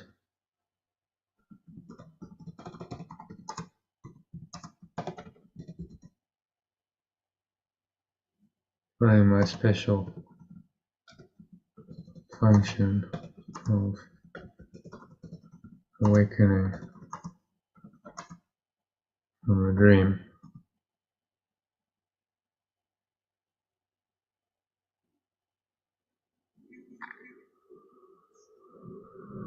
Special function in the world of awakening from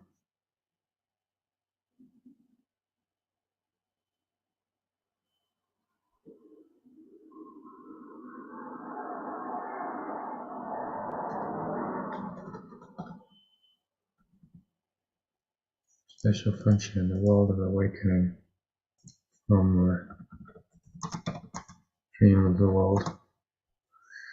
Okay, so the key message of this section is I can choose to perceive the world in the light of my true rather than light of my true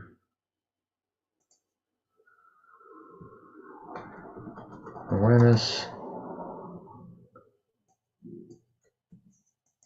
from the darkness of my limited awareness and leave the unhappy dim world my separate self has invented behind. To help me do this, remembrance of perfect love. Or reinterpret the specialness my separate self has made up.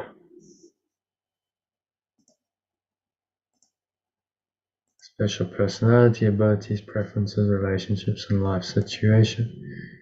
The means for my awakening, from my belief in specialness to the truth of who I really am.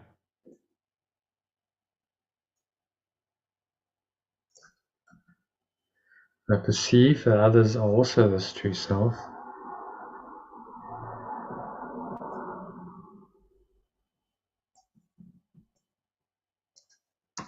Other people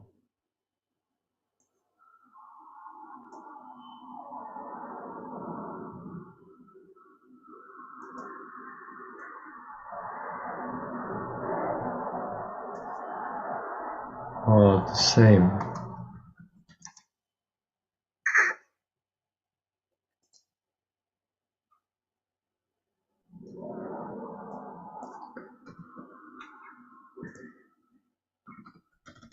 Already the same self. In truth, I'm accepting the gift they offer me and fulfilling my special function in this world of awakening from the dream.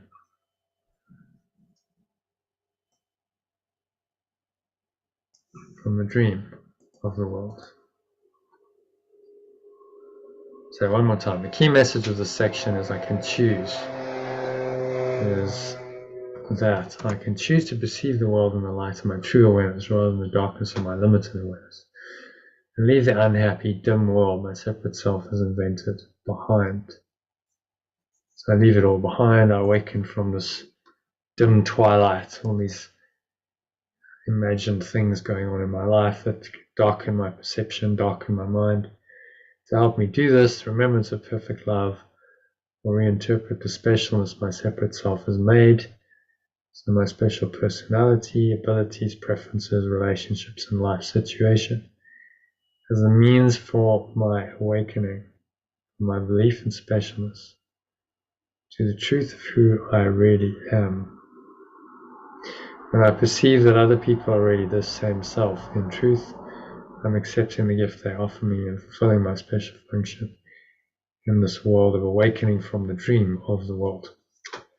So, in other words, your special function is there to help you reinterpreting all the specialness, the unique talents, abilities, preferences, relationships, and your whole life situation that's unique to you as being the means for your awakening, as giving you the lessons you need to learn to let go of your ego and realize the truth that there's only one self. Everyone is that same self.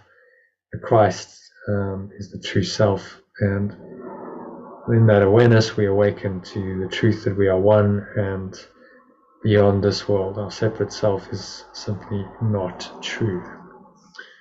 That is our salvation or awakening, which is our special function in this world. So I hope that's clear. Thank you for joining the session, and I hope to see you on Sunday. I may not be able to run a session on Sunday, but I'll let you know. So in the meantime, have a lovely afternoon, evening, and weekend ahead. And Namaste, which means the divine self, the true self in me, honors that same true self in you.